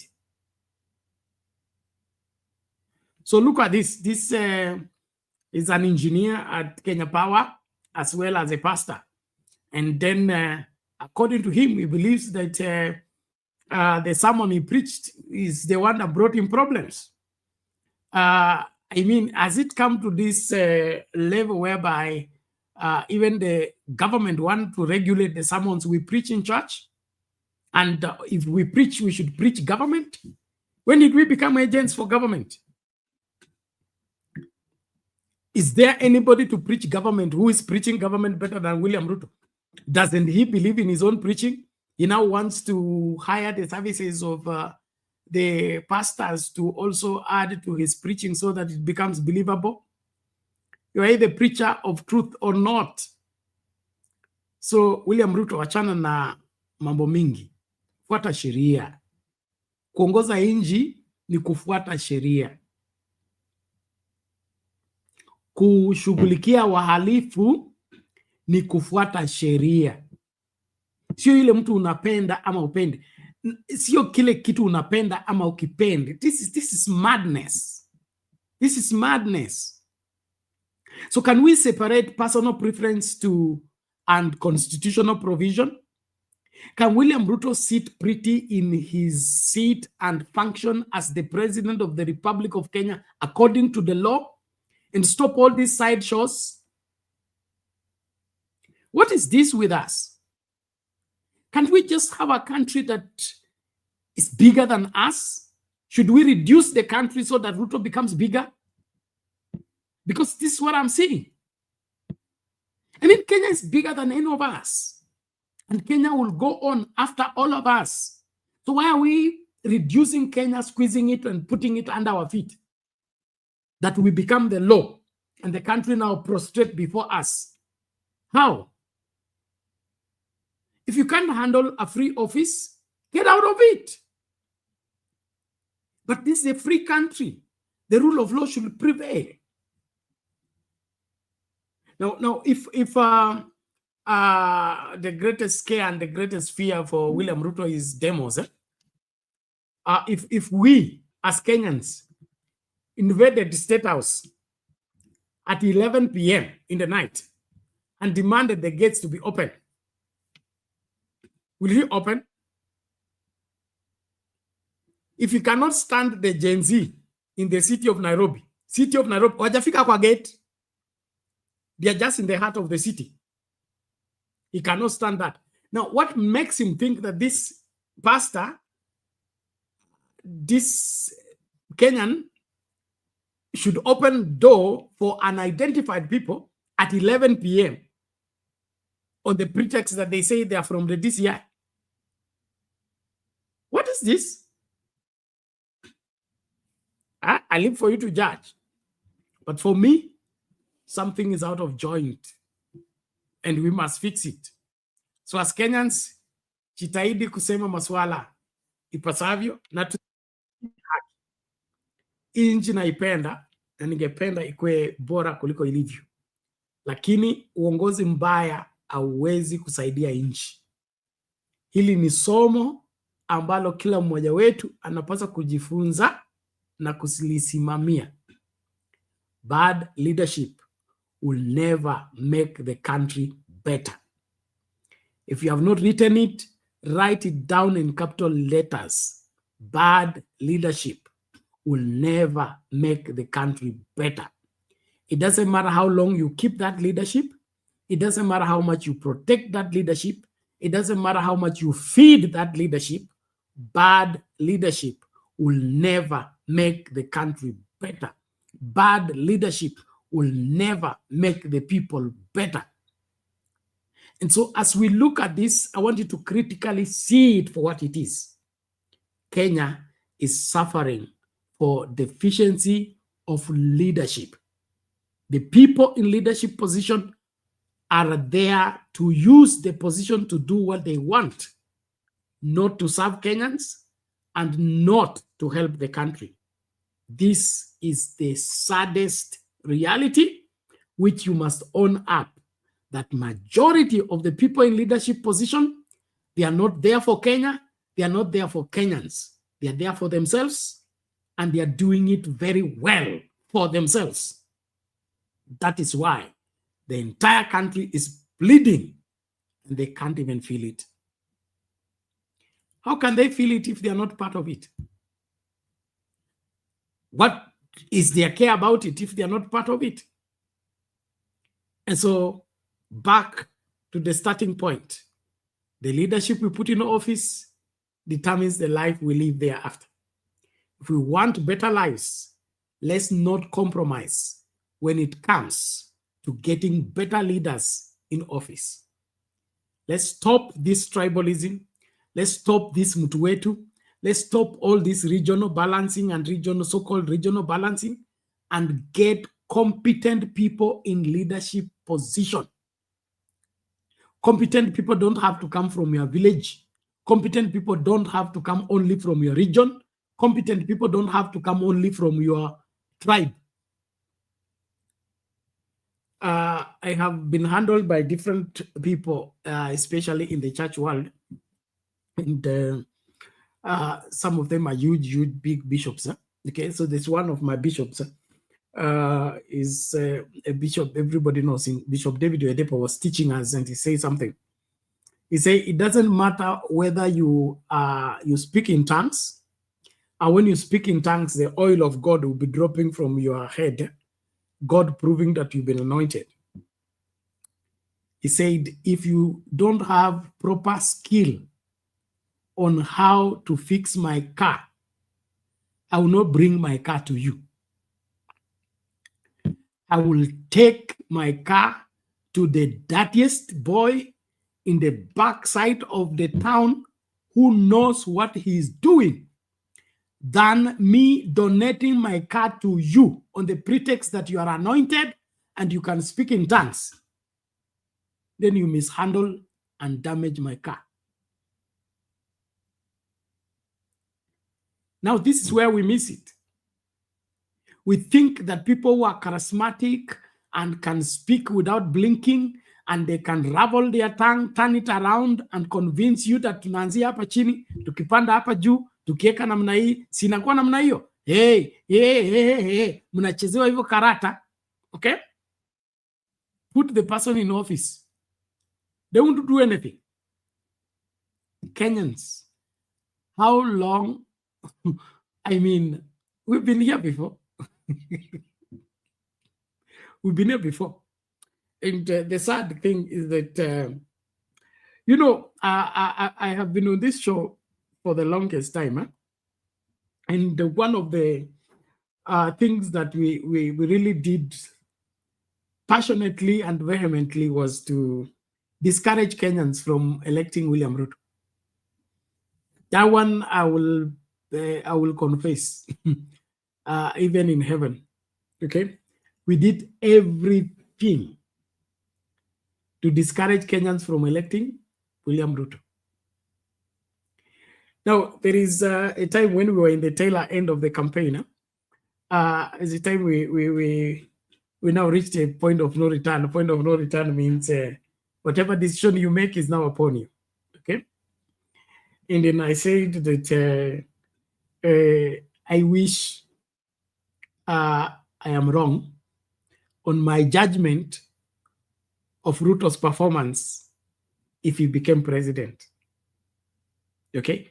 He said, I'll be very happy to apologize to the nation and to all the people if William Ruto will be in office and perform any different from everything we have warned you about and everything we told you about.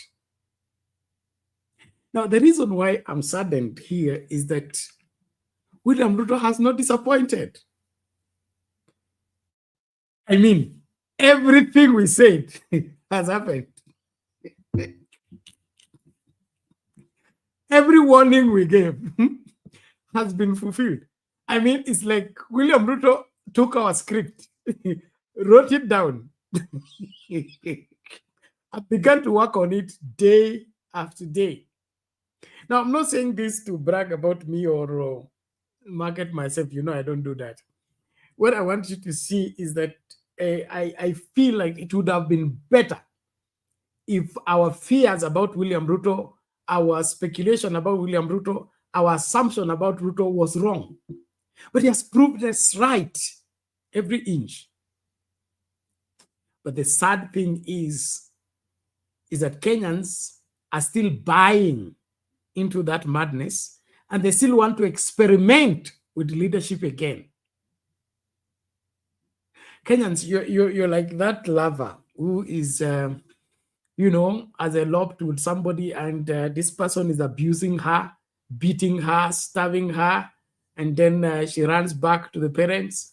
When she gets to the parents warn her about the criminal she's living with and how she needs to part ways with that criminal or else her life will be in danger. But as soon as the parents have given the warning, she packs again, she goes back to the criminal's home and says, I still love him. No, I know that's an extreme one, but any of us who still want to keep Ruto in office is behaving like that lover, okay? And, you know, the surprising thing is that some of us have become Now, instead of us letting Kenyans understand that they are where they are because they have a wrong person in office, we have now turned around and instead of discouraging Kenyans from keeping Ruto in office, we are now the advocates of Ruto. We are the defenders of Ruto. Lakini tunafanya na style fulani ili isijulikane kwamba tuna defend Ruto. Okay? So tuna divert attention, tuna divert dhambi za Ruto, tunawekea mtu mwingine na tunataka watu sasa wachukie huyo mtu mwingine waachane na Ruto. Kwangu mimi sitaki uchukie Ruto ama uchukie Mkenya yeyote. Kwangu mimi nataka usahihishe makosa yako. In fact, the only person you have control over is not me, is not you, is not anyone else. The only person you have control over is yourself. Now, these are some of the things that liberated me when I came in the public space. I had a teaching by Robert Lydon. Robert Lydon is an ancient, a time-tested preacher, has written a famous book called Ghost Generals. Those of you who are in the church space, you know that.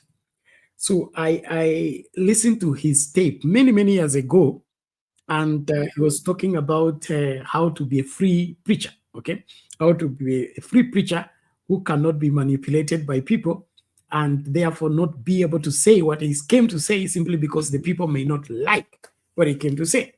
And he was forthright about it, and one of his stands is that whatever you think about him and say about him is irrelevant.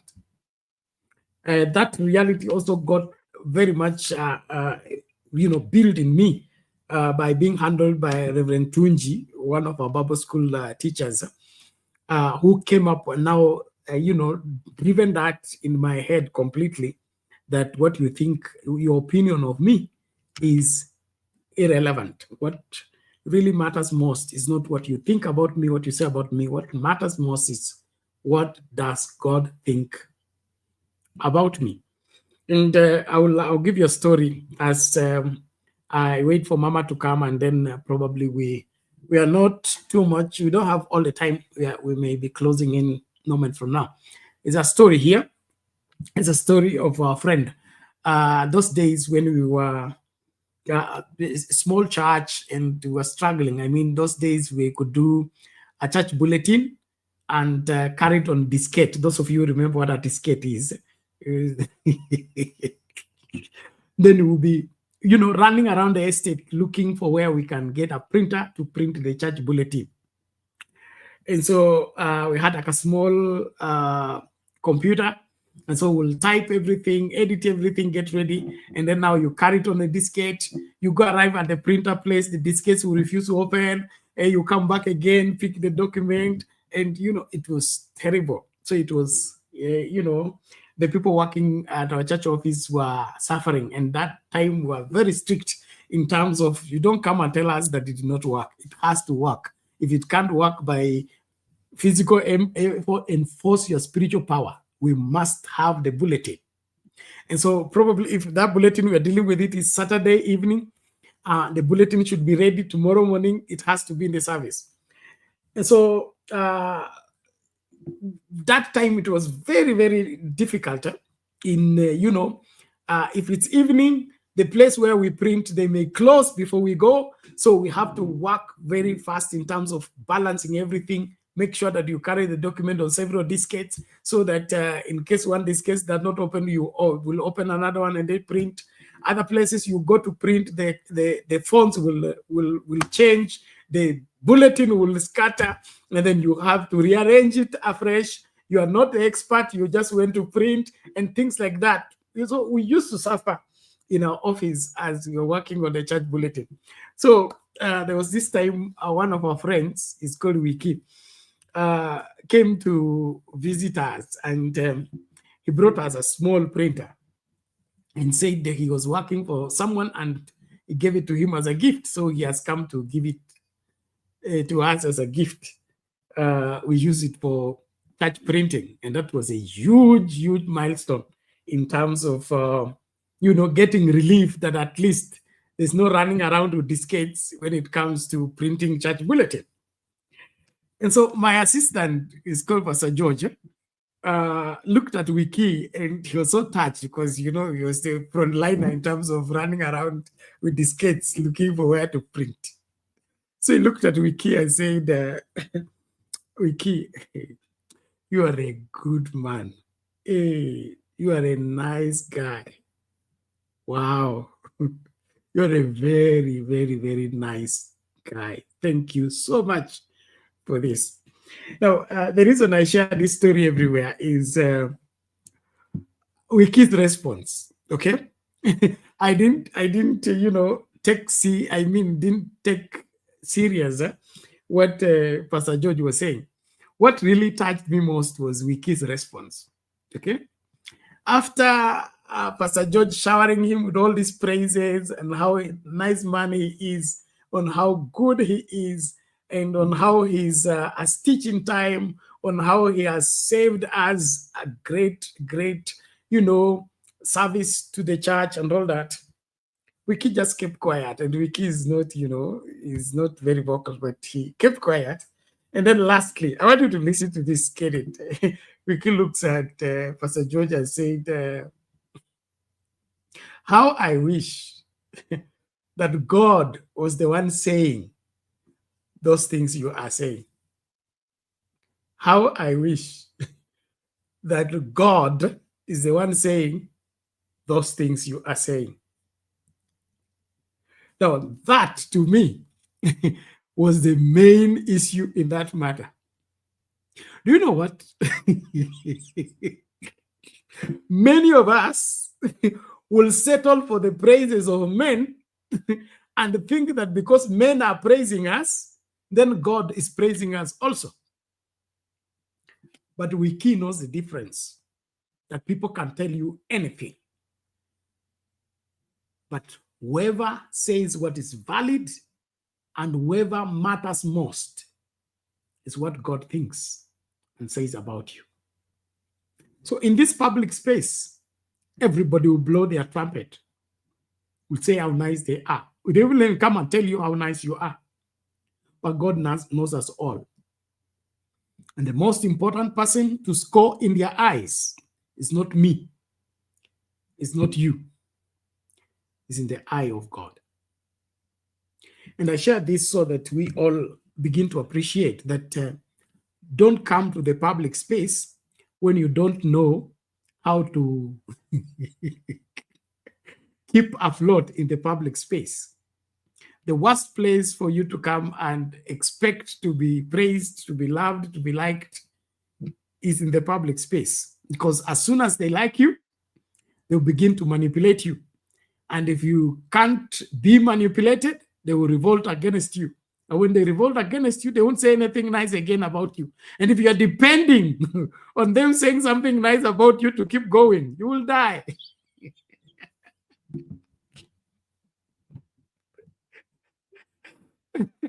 And so please, let's keep the focus. Let's ensure that we do what is right. And so most important is you must be delivered from the public to serve the public. You must be delivered from the public to serve the public. But how do you serve the public effectively when you've been delivered from that public? It's when you serve the public in honor and looking for only the praises that come from God, not from people. People are dangerous. They praise you as they are killing you. They praise you as they are planning your death. They praise you as they are planning on when will they execute their ills against you. So I discourage you, stop banking on people's praises as a means of confirming that you are their leader. You are not their leader. In fact, they are leading you. If their praises are the ones driving you, it is them leading you. You are not leading them. So stop pretending to be leading where you are not. All in all, I appreciate all of you. Thank you so much for making time to keep going. We will be here to secure this country, and I believe we will succeed at the same. Thank you, everyone, for your input. As we begin to land, I want to ensure that I want us to ensure that we do what we must do in getting everybody in understanding what is it that we are doing, why we are doing what we are doing, and why it has to be done. Our country is not in good shape. Things are not working the way they ought to work. And it appears that the people in leadership have vowed that they will not change the approach. They will not change their style. They will keep doing what they said they will do, regardless of what Kenyans feel, regardless of what Kenyans think. That is the whole summary of what is going on in the mind of William Ruto and team. And he seems to have gotten everything in place by securing himself politically, and he thinks that's all that it takes. So it is upon us as Kenyans to do what? To tell, to prove to him that he is wrong, okay? To prove to him that he is wrong by reason of what? His misconceived ideas and understandings that he will do to Kenyans whatever he feels, even if what he's doing to Kenyans is not helping Kenyans and is not geared towards improving Kenyans' livelihood. And so I really want us to not to play games again when it comes to the purpose of this show and what we are doing. This is not an appearance show for, showcasing who knows what, who understands what, who does what. We're just here as ordinary Kenyans, giving our views on how we see things, but our quest and our hunger is to see to it that Kenya becomes a better place. So if you share into that, you're free to be here. But if you're looking for sensational amusement, entertainment, sorry to disappoint you that you will you may not enjoy what we are doing, because as much as we try to incorporate humor as just a means of communication, our really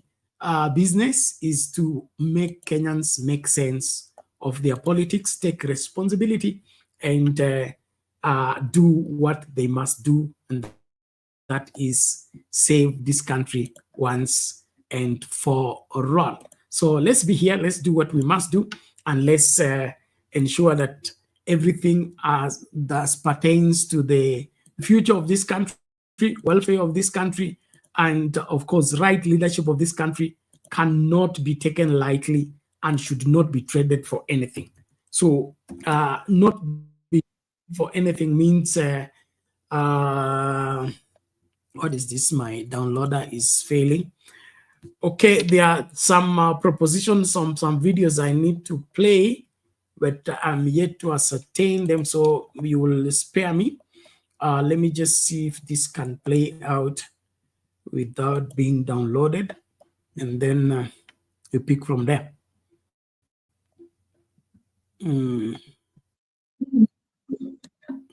Okay.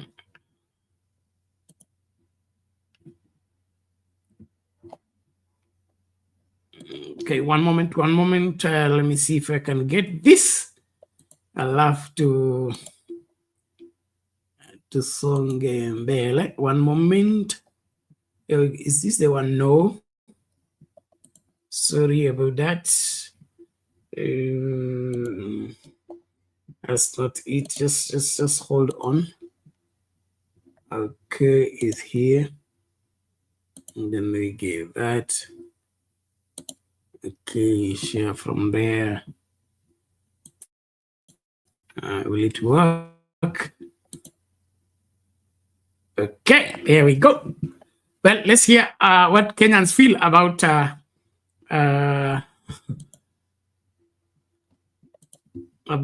the William Ruto administration at this moment.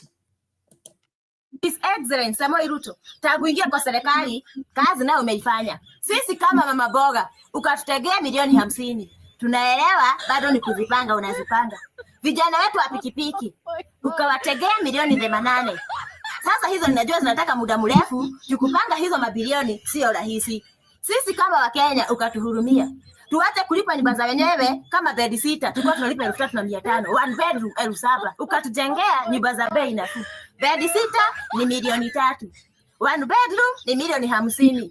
Na bado hii serikali yako imeweza kutondolea NHIF kwa sababu mkulima wa chini hangeweza kujilipia. Tukaletewa SHA. Ile kazi umefanya Kenya. Hayo acha tu.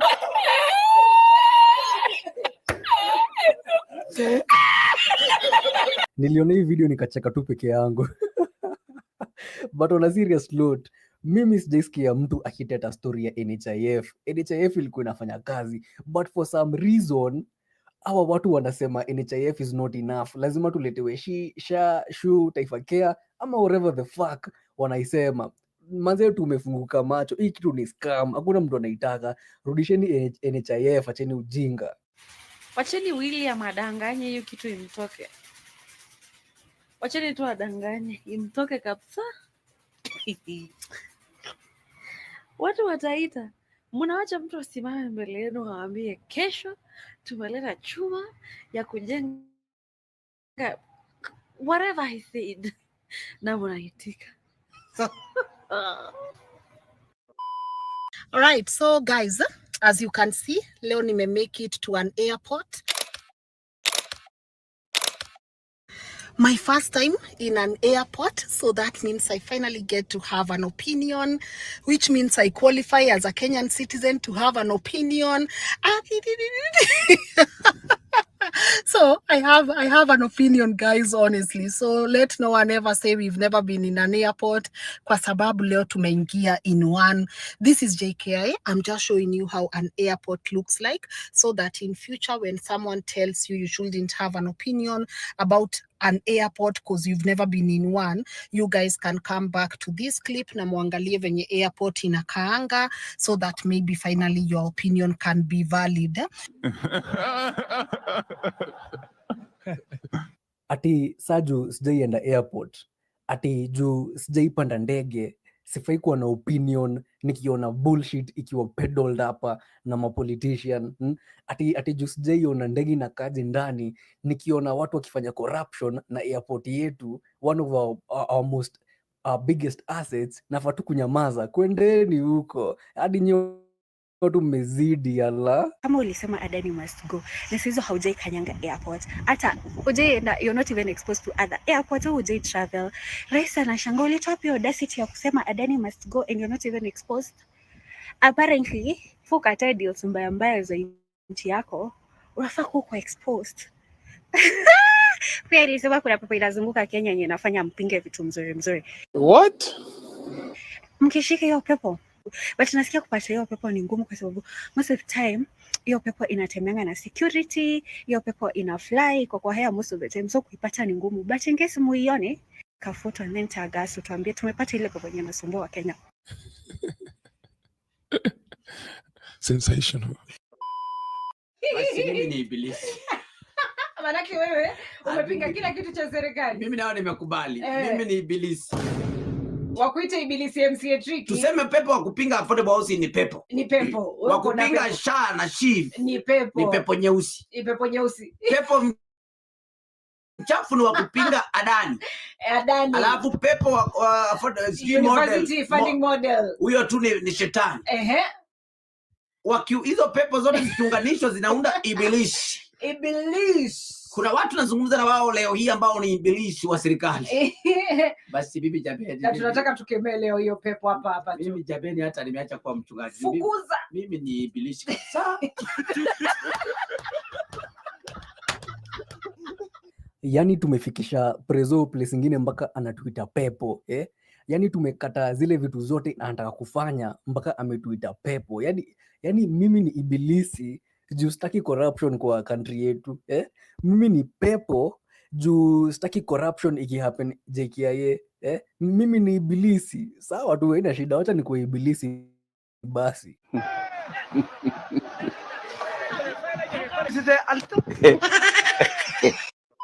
Barely a day after Nabi said that Sijui, there was an evil spirit that was making Kenyans reject everything, including church donations.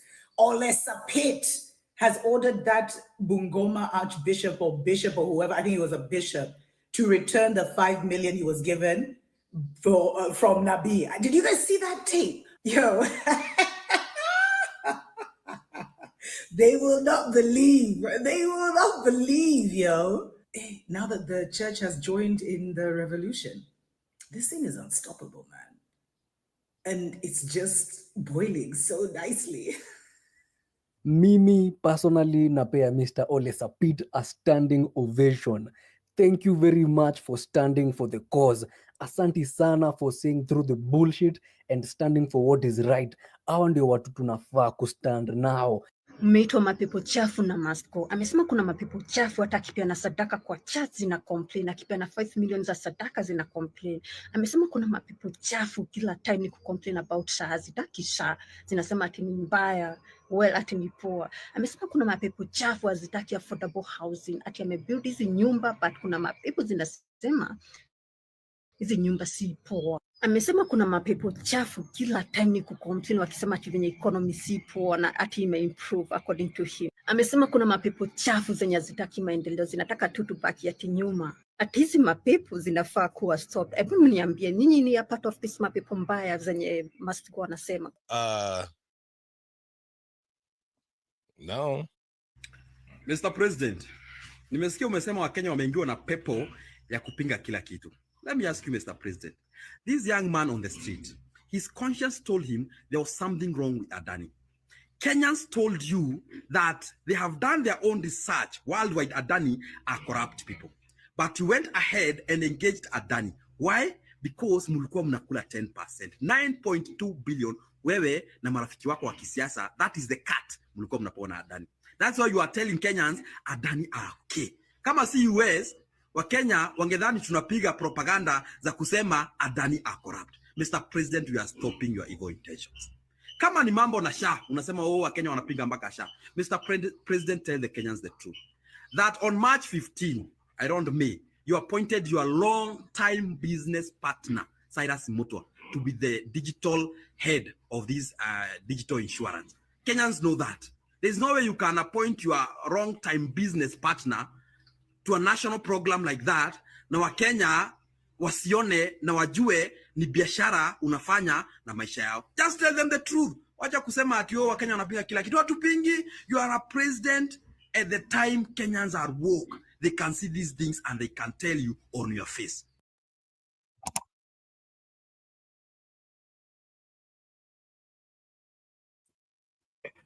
Mambo ni kama hayo. Wakenya wameamulia Zakayo na genge lake, hakuna pa kujificha. Unajua kama vile nimesema, William Ruto ni kama haelewi anaishi wakati gani na lipi ambalo anapaswa kulitekeleza kama anaishi wakati huo. Yeye bado anafikiria hii ni nchi ambayo is still in the dark ages where President Moi used to control news reporting and control the information Kenyans had access to, and therefore he was able to govern without much hiccups. This time, before you think it, we have already recorded it. We are doing better than God himself in terms of the scripture saying that God knows our thoughts afar off, meaning that before we think what you're going to think, God already knows what you're going to think. Kenyans have gone full-fledged up in ensuring that they can read you through before you even say what you intend to say. And so if you want to be the president of the Republic of Kenya at this point in time, you better get your act together and not treat Kenyans as if they are some zombies, some idiots, from some primitive people from some backside of the world where information never arrived. It's a new day in Kenya altogether. Taking advantage of the ignorance of Kenyans is not the way to lead Kenya anymore. If you still think you can lie to Kenyans and get away with it, you are self-deceived. And of course, you know that self-deception is the highest level of deception. And so if you choose to not listen to what Kenyans are saying and understand where Kenya is and what Kenyans are, aware of, you will have yourself to blame. That's all I can tell you. You will have yourself to blame, because at the end of the day, Kenya is not going to is not going to be governed any other way anymore. That is it. Kenya is no longer going to be governed any other way anymore except the constitutional way. And any person assuming office that he can cheat the constitution, cheat Kenyans, cheat the world, he's setting himself up for a great fall. That's the warning I can only leave with you. A great fall, because things are going to fall apart. They are falling apart, and they will continue falling apart until this country finds the rightful leader who will govern this country rightly according to the constitution, respecting Kenyans and valuing the input of Kenyans. But those who think they can think for Kenyans, choose for Kenyans, decide for Kenyans, and nobody should question them when they decide. If they do, they are evil spirits, or they are opposing everything. Ni pepo mchafu na hiyo maswala yote, hiyo ni ujinga. Na huo ujinga hauwezekani, umechelewa now. Okay, get it if you think you're going to capitalize on branding Kenyans this name and that name, and you hope that that is going to work. It won't work. And so get everything right. Kenya will be right, and Kenya will be corrected. Those who stand in the way of the change that is imminent in the country will be swept away by the real change. But my greatest counsel and advice on this is that we must go about the change the right way. We must go about change the right way, because it is possible to agitate for change and end up worse than when you agitated for change. And that is when you mismanage change. When you mismanage change. Okay, you all know I'm a Bible teacher, so most of my examples are from the Bible. And the Bible is I will say what? An important book that everybody should consider to understand. You remember there was a time in Israel when Israel got up and said they have lived in Canaan and they are doing well. God is their king, and God has been leading them well, but they don't look like other nations. Why? Because other nations have kings they can see, but them are being told, but their king is heaven, and their king is in heaven, is invisible, but is a really God, and he guides them. So after all that, they came up and said, no, we need a king to look like other nations. And it was that time for Prophet Samuel. Those of you who remember the story. And so what happened? They went to Samuel and said, we want king. And Samuel was grieved that Israel is asking for a king when they were to be peculiar people who are led by God, and God is their one and only king. And so Samuel went to God in grief and, in his disappointment that the people are asking for a king. And so God spoke to Samuel and told him, it is not you the people have rejected. It is me they have rejected. So don't grieve for me. Okay? Go and give them what they want. I want you to follow closely so that you don't miss my point. Go and give them what they want. Okay? Go and give them what they want. But before you give them what they want, go and warn them about this, and that. You say, you are demanding a king, a physical one you can see. This is what is going to happen. First, the king is going to introduce taxes. Your children are going to be taken as slaves, put in the army. They're going to be dying and fighting for you. And all that is stipulated, all the ills that will come by reason of introducing that new system of having a physical king that they want to be leading them. Israel said, we are ready for that. Give us the king. All we want is king. Now, I want you that change. I want you to monitor that change. From God being the king, they bring in now a physical king who is now Saul. Okay? Now, when Saul comes in, what happens? Of course, he introduces all those things. Israel becomes a no more monarchy. Of course, they are now being led by somebody they can see and things like that. But that particular leadership did not last long, okay, before it fell out of favor with God. And then you all know the story of Goliath and all that. But what I wanted to see is that after Saul is ordained as king, he comes into office, and before long, I think he didn't even last 2 chapters, if I'm not very wrong. He didn't last 2 chapters. He was already off. And now God, I want you to look at that. God now wants to replace Saul. So these are 3 changes, okay? The first change, Saul replaces God as king of Israel. The second change is David replaces Saul as king of Israel. The management place, that's where I have a problem with. The management of change. This change of Saul was suddenly, it was not even thought of, it was just agitated for, okay? Israel said they want a king. God said, you want it? Take it. And what happened? 2 chapters later, Saul was out of favor with God. Saul was in trouble and Israel was in danger, until God had to arrange emergency leadership, because Saul's leadership has already failed. Goliath is at the door, coming for Israel for enslavement for life. If they go and fight and lose, they become slaves forever. Goliath has been speaking for 40 days. Nobody is willing to take the risk to go and fight Goliath. So what happens? God goes the backside, brings a small boy, David, to take down Goliath, not to become king of Israel.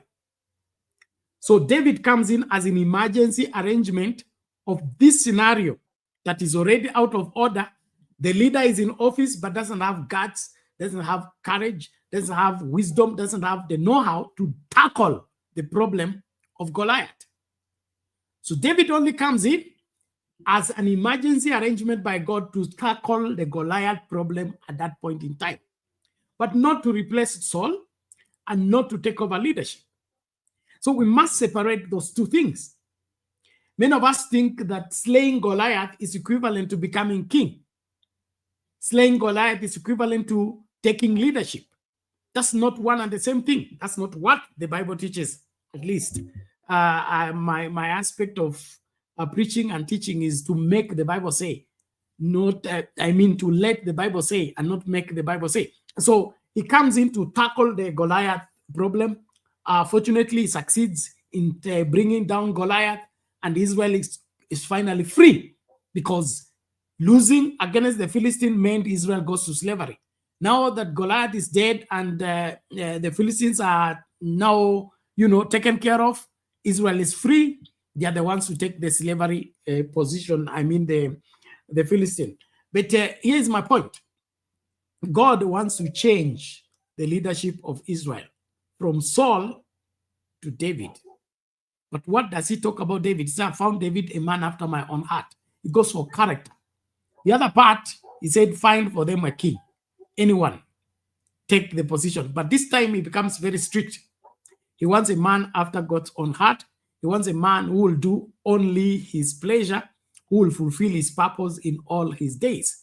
So he goes into the nitty-gritty of the making of David into the king.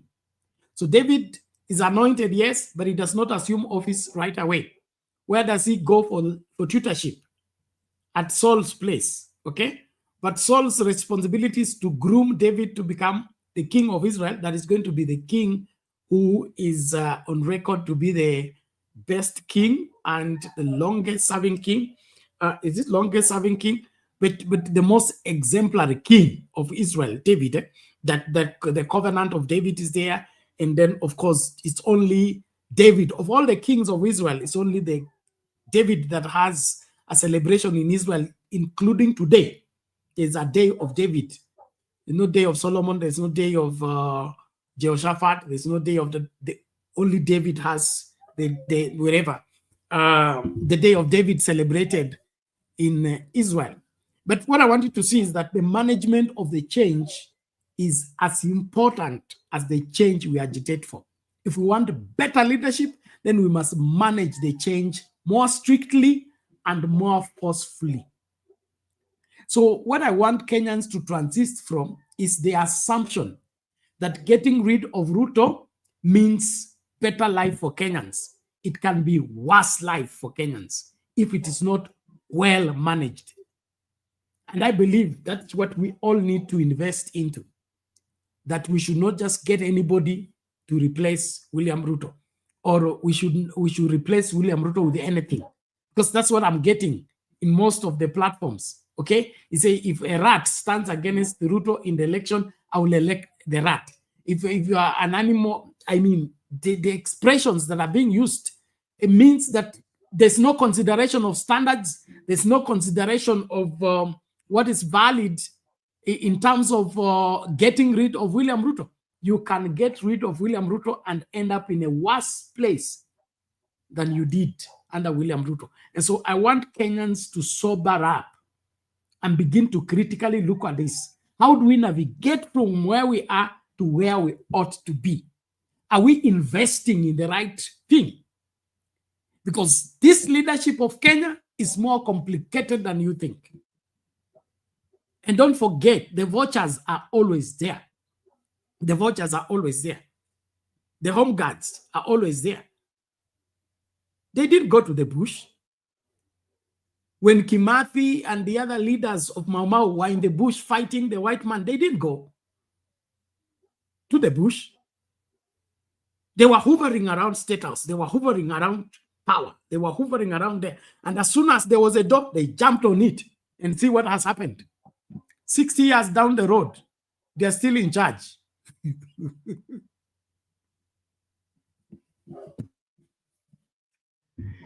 Take lesson from history. History is bound to repeat itself if you don't take lesson on this one. We can get rid of William Ruto today like this, but worse than Ruto will take over after Ruto, because we have refused to manage the change. We have refused to take responsibility for the change we are agitating for. So, ladies and gentlemen, let's sober up as Kenyans and begin to look at this critically. I encourage you, don't go about this emotionally. Don't go about this with your sentiment of your village, your tribe, your region. Kenya is bigger than all of that, and we want Kenya for all Kenyans. Thank you very much. As we close, I want you to share some videos shared there by some of us who are following the program from other platforms. I'm praying that the video will play without hiccups. And so be a bit patient as I play this one. It's not long, and I think it will be the final one in terms of our presentation for today. Okay, here we go. Let me see how it plays out.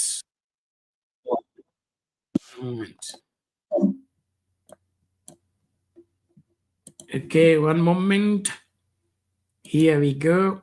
Screen.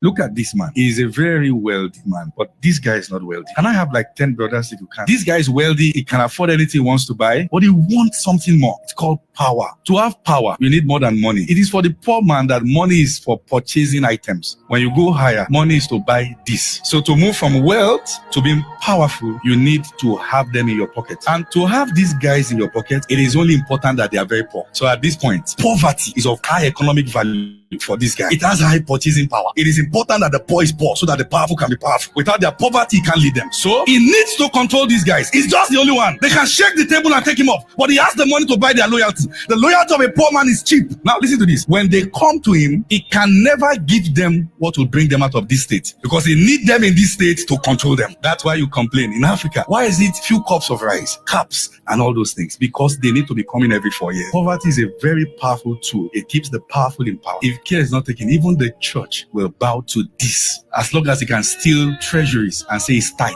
bow. So this guy comes to this guy's house and you see them queue at his door. What will he give them? Rice, meat. He doesn't mind killing cow every day, but he could give them money for one cow. You go establish yourself. If he gets established, he can't have him again. So he should never be established. He will only give him what will keep him coming. This is the difference between worldly system of leadership and transformational leader. A transformational leader wants to give you what will make you independent. What is this guy's bragging to? Money. And guess what? These guys come together. They will kill themselves to win his favor. Instead of them coming together and empowering themselves and break his yoke. No, they will never. They will kill themselves, drag themselves, insult themselves, put tire around their own neck for stealing what they don't have. If you have the police amongst them, it will kill his kind for what he also lacks. And this guy is just playing a small game. As long as you are in lack, you are in this equation. What I'm trying to show you is that no nation will break free until transformational leaders rise. And how will we do that? Empowerment. The church must start telling people the truth that empowers them. Empowerment. What a poor man needs first is the good news and information, not money. He needs to know you're only broke, sitting on gold. There's something you have not found, and it is in words. If you ever tell people they are more than what they think they are, you're empowering them. And that's the good news they need. Empowerment.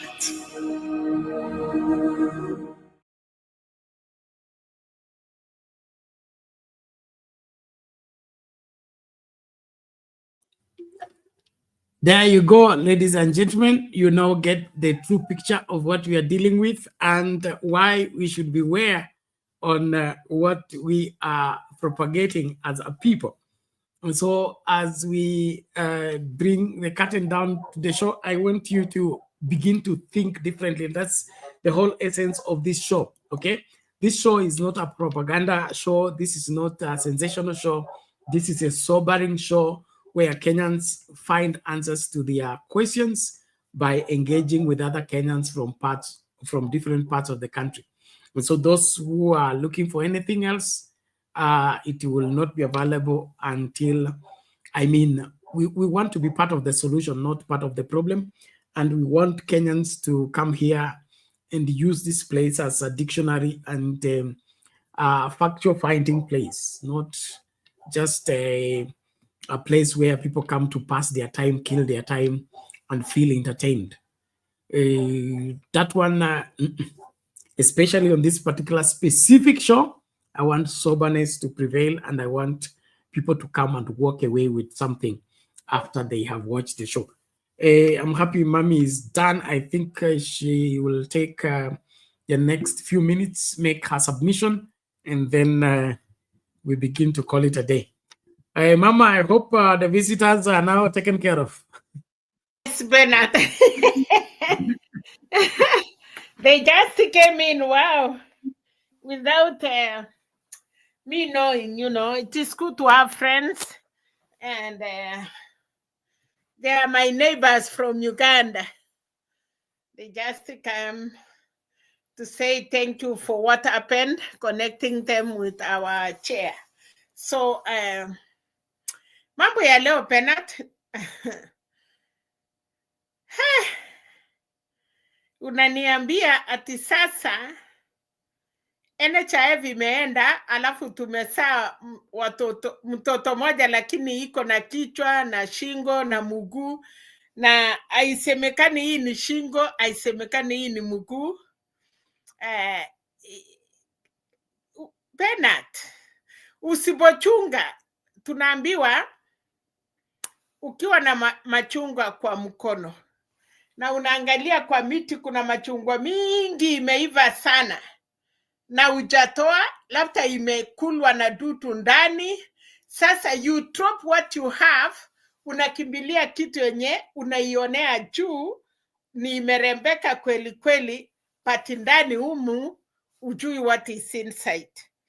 So kabla watu wangesema NHIF ilikuwa na challenges yake, but watu wale waliweza kulala hospitali, wanalipiwa kitanda, kulikuwa cost sharing.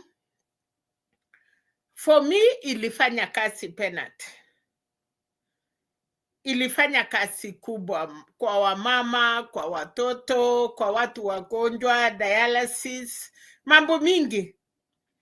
Sasa wakati tulianza, for example, Moi alianza Nyayo ward, kulikuwa na ile hospitali ya zamani. Tukagraduate from hiyo hospitali ya zamani na Nyayo ward inakuja tu pole mpaka dakika ya mwisho Bernard, kila kitu ikakaa chini bila wananchi kufikiria. Wale walifurahia Nyayo ward, ilikuwa vitanda smart, kila kitu ni mzuri, room ni mzuri. Haya, hii hospitali ingine yetu ya kawaida ilikuwa hivi. Sasa patient anasema hapana, mimi nataka mtu yangu aingie Nyayo ward. Na madaktari ni wale. Hospitali ilikuwa the same, but sasa extension. Sasa hii yao ya NHIF wangetupatia kitu kama hiyo. Watuambie hii ni NHIF na hii sasa ni safi ama maisha bora. Then mimi naangalia NHIF ninapata kiasi gani, nikilala siku 4 inanilipia nini, na hii bora inanilipia nini, services yake. Wananchi wangelalamika. But you cannot shut down. Ile nimesoea, pesa yangu iko ndani, haujai nirutishia, hukupatia watu notice kusema sasa msilipe ama rutisheni pesa yenu. That is a great mistake. Barabara ikitengenezwa Bernard, wanatoanga barabara nyepamba wakitengeneza ile main, na unapita hapo tu, mkifika kilomita kidogo unarudishwa ile barabara yako, unaenda tena unaingia ile ya kando. But unaangalia, una drive hata kama uko kwa fumbi, lakini unaona by the way barabara yetu inatengenezwa. Hata mkikwama Bernard, hakuna mtu ana complain ati tumekwama, kwa sababu wanajua tumetengenezewa site, but our main road is here. Sasa hii serikali ingekuwa inafanya mambo kama hayo. Nimeona umesema kuna mtu ameambiwa ameita China Ruto. China Ruto ni mingi sana Bernard. William ni mingi. Yani kuna watu hata unakuta mnashare the same name, karibu mwaka ni the same, isipokuwa labda ule ni mweusi na we ni mweupe. So I don't see why tunaokopa hata machina kutachwa. Na hata nikisema leo Bena tunakufa ama mama Selina anakufa, wewe si Mungu wangu ule alinitengeneza. Wakati yangu ikifika, hata kama mnanipenda ama tunakupenda, you will go. Ndiye sababu watu wanawacha watu yao kwa kitanda na wameenda. So hii mambo ya kufosiwa, mambo ya DCI, anafanya mambo, anakuja kutaka kusanitize. Okay, hawa watu walikuwa huko, umewafanya nini? And who are they? Na walikuwa natoka wapi? Tujue watu 5 anaitwa something. Cheo yao ni hii na hii na hii. Tumewasimamisha kwa sababu walienda kufanya kazi yenye hatukutuma. Na mimi kama DCI ama mkubwa ya uchachuzi ama nimekuja kusema hivi. Hapo ndio at least tunaweza sema DCI amefanya vizuri kwa sababu ametuambia wale watu walitenda hiyo kitendo. Kama tunaweza kuwasamea, kwa sababu binadamu huwa anakosa. Lakini huwezi kuja kutuambia hata ujui, lakini tuko na uhusiano, tunataka kurudisha uhusiano na wananchi. Nani alifunja hiyo uhusiano? Sisi. Si kuona wananchi wakienda kusema tumefunja uhusiano na DCI. Na kama tulibadilisha tukaingia katiba 2010, inatuambia haki yetu ni gani? Haki pia, askari pia ako na haki Bernard. Huwezi kupata askari barabarani na unamupiga, ama akikwambia fanya hii. Tunawaheshimu, tunaita apande, tunasikia vile wanatuambia. We have never been rude. Hawa ndio wanafunja sheria. So nilikuwa nasikia, ngawa nilikuwa na wageni, nilikuwa nasikia kidogo vile unatuambia. Na ninashukuru kwa sababu umetuambia South Candy Talk haitafunga, utakuwa na sisi hata ingawa uko na program mingi.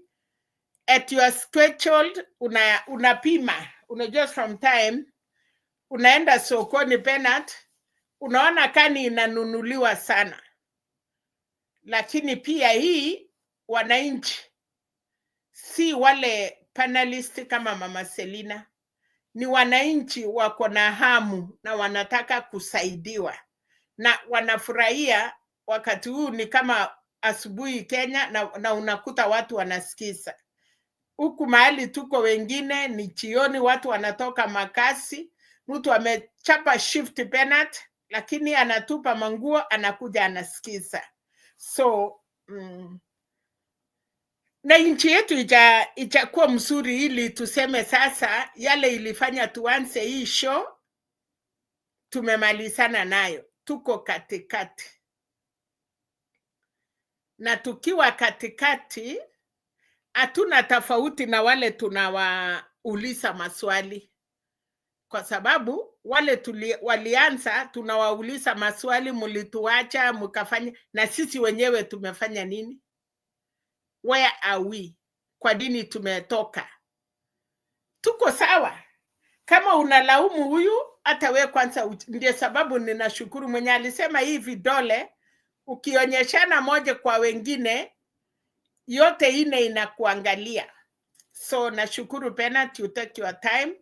Hata wakati ya usikii vizuri unang'ang'ana mpaka at least ukuje uongee na watu yako. Na mhubiri wa ukweli si kukuja kuhubiri kwa sababu kanisa nyumba imejaa. Mhubiri ya ukweli ni ule anahubiria. Hata Biblia ilituambia hata miti inasikia Bernard. That you go and preach hata ukiwa peke yako, nyasi itasikia, miti itasikia, maji itasikia. Hiyo ni Mungu alimaanisha nini? Alimaanisha vitu sisi binadamu hatujui. At the word of God, kama binadamu asikii, hata miti anasikia. Miti ni wale watu hawana uwezo wa kufika, but they listen and they love it. So Bernard, najua utakuwa najua mbuzi imekuwa kali, lakini utajaribu kupata ingoko.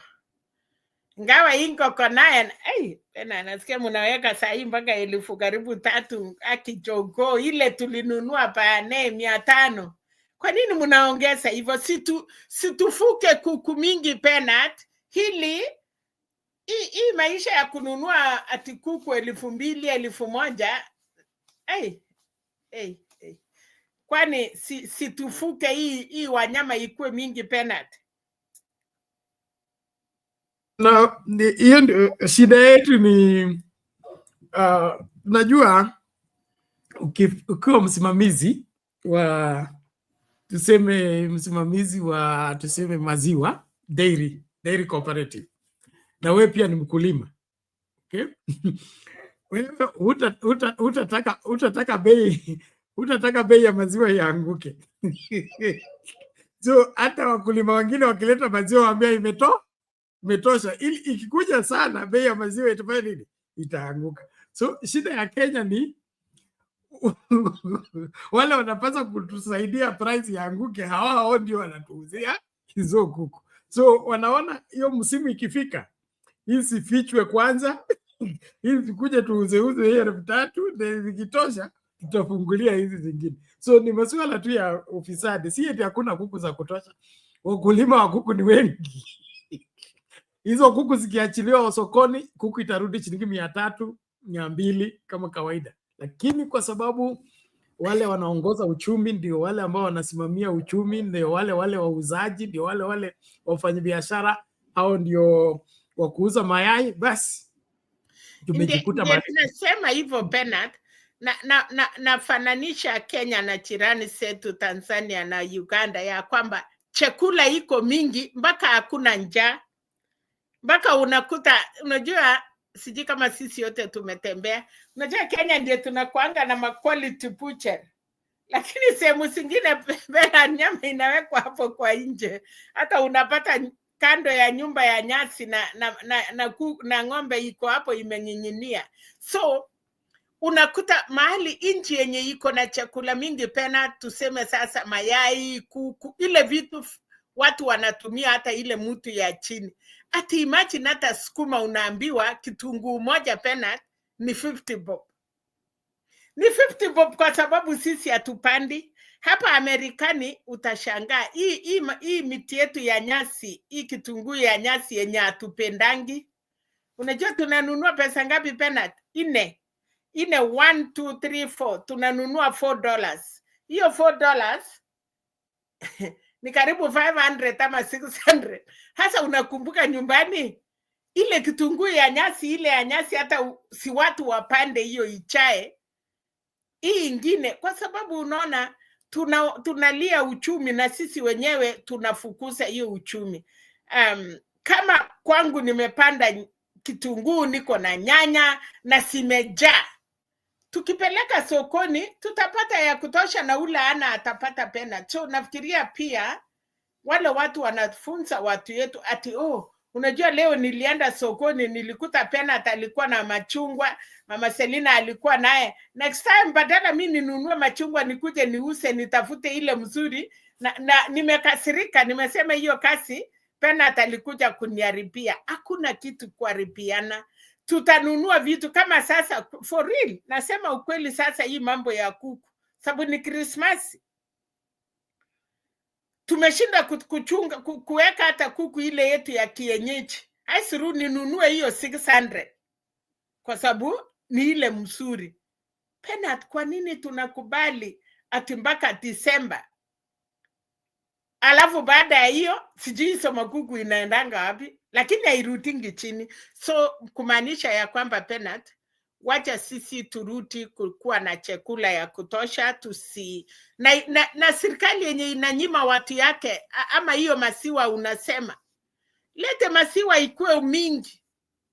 Masiwa kama mimi niko na masiwa mingi, utanunua yangu rahisi, na mimi nitakuja nunua kuku yako rahisi, na tutafanana. We lima mboga, cabbage, skuma. Naona Kisii walikuwa natulisha na managu na sageti na kunde. Hasa Bernard, hizo ndi vitu unajua rutuba, nini inapenda nini, wapi inapenda nini. Mimi encourage watu yetu. Mimi siku hizi nilianza kukua mkulima kidogo, hata mimi Bernard.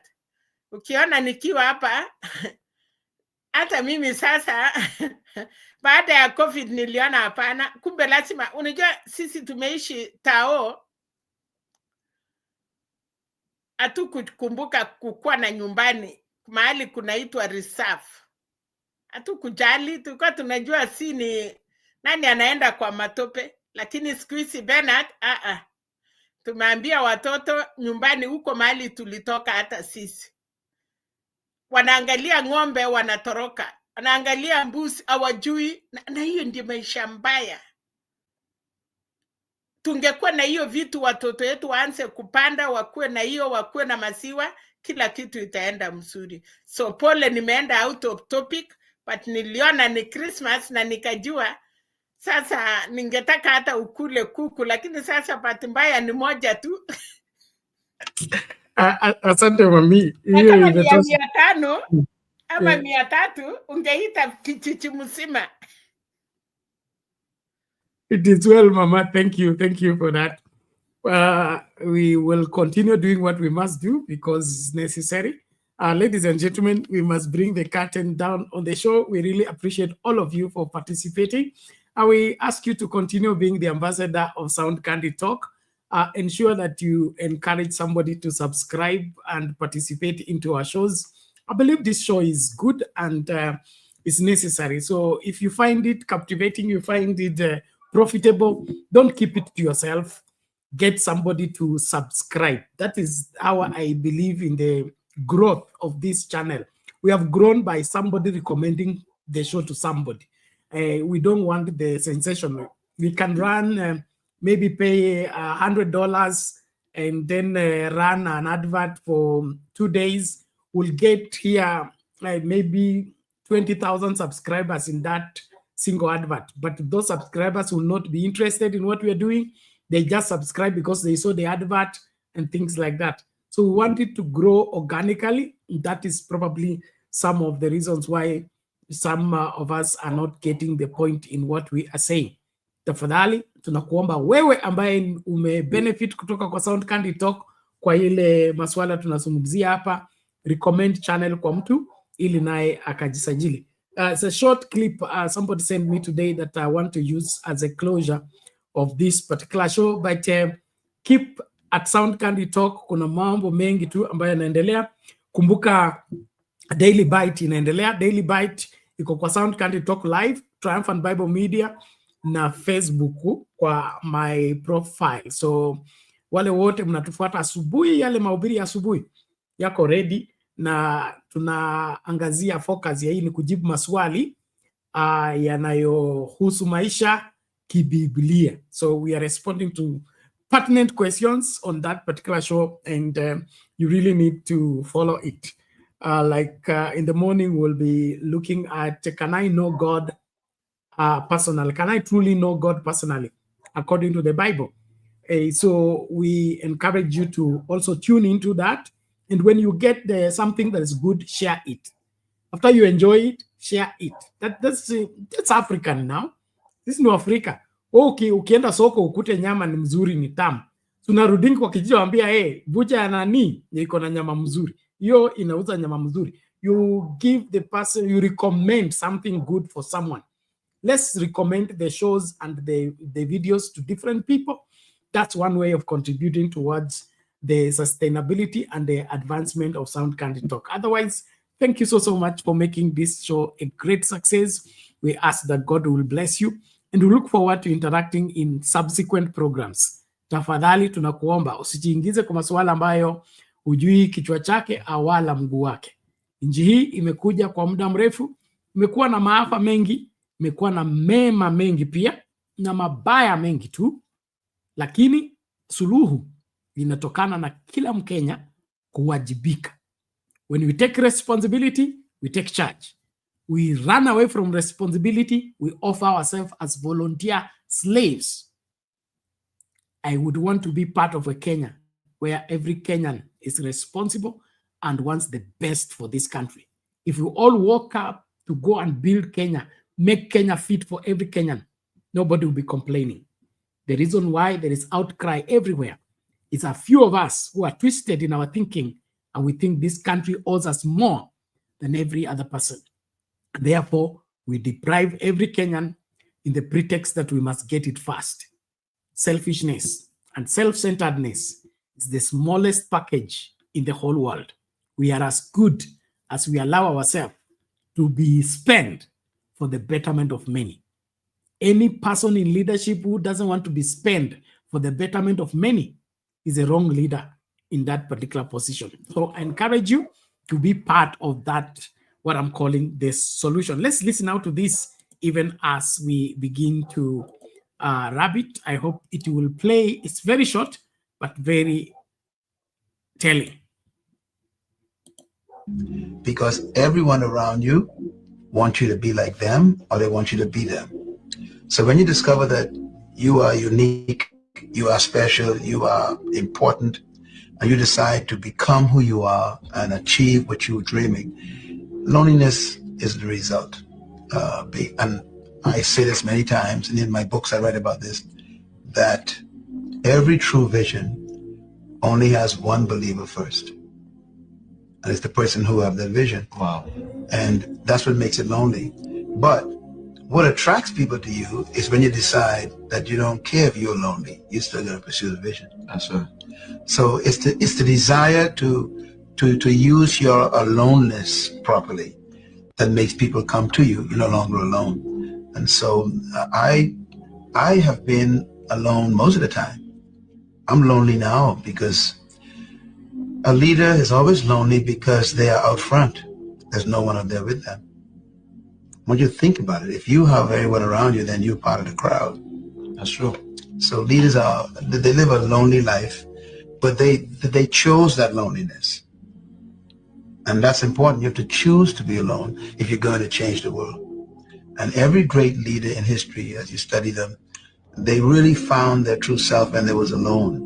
You know, most if you decide to become yourself, you become lonely. Right. Because everyone around you wants you to be like them, or they want you to be them.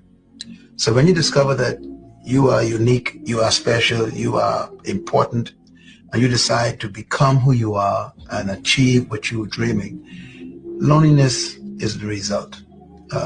And I say this many times, and in my books I write about this, that every true vision only has one believer first.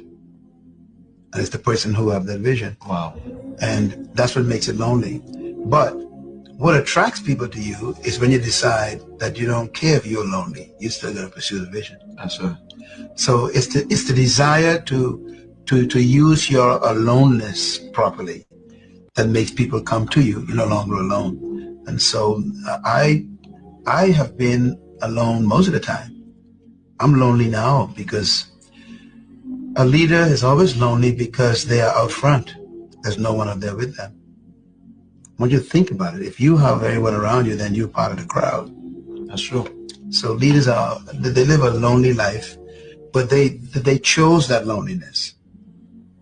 And that's important. You have to choose to be alone if you're going to change the world. And every great leader in history, as you study them, they really found their true self when they was alone. You know, most if you decide to become yourself, you become.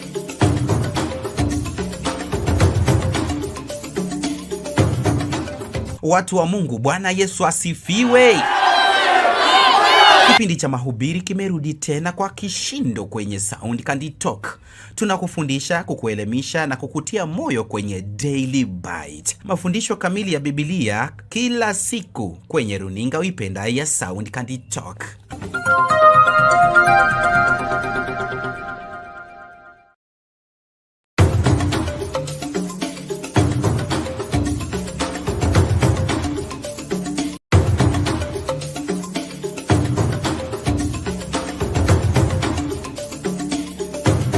Tumekuwa kipaumbele kudadavua taarifa za kutwa kila siku kwenye Open Forum Political Show. Tangu Januari, sasa Disemba tunayo. Tunachukua nafasi ya kipekee kusema asante mtazamaji na mpenzi wa kipindi cha Open Forum Political Show na Sound Candy Talk.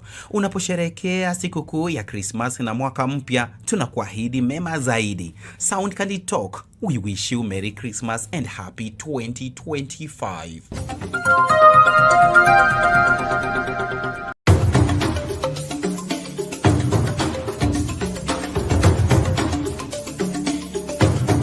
Je, una maoni, malalamishi au kauli kinzani? Tunakusikiliza kwa maana wewe unatutazama. Wasiliana nasi kwenye simu 0718454585 au andika ujumbe mfupi katika barua pepe soundcandytalk@gmail.com.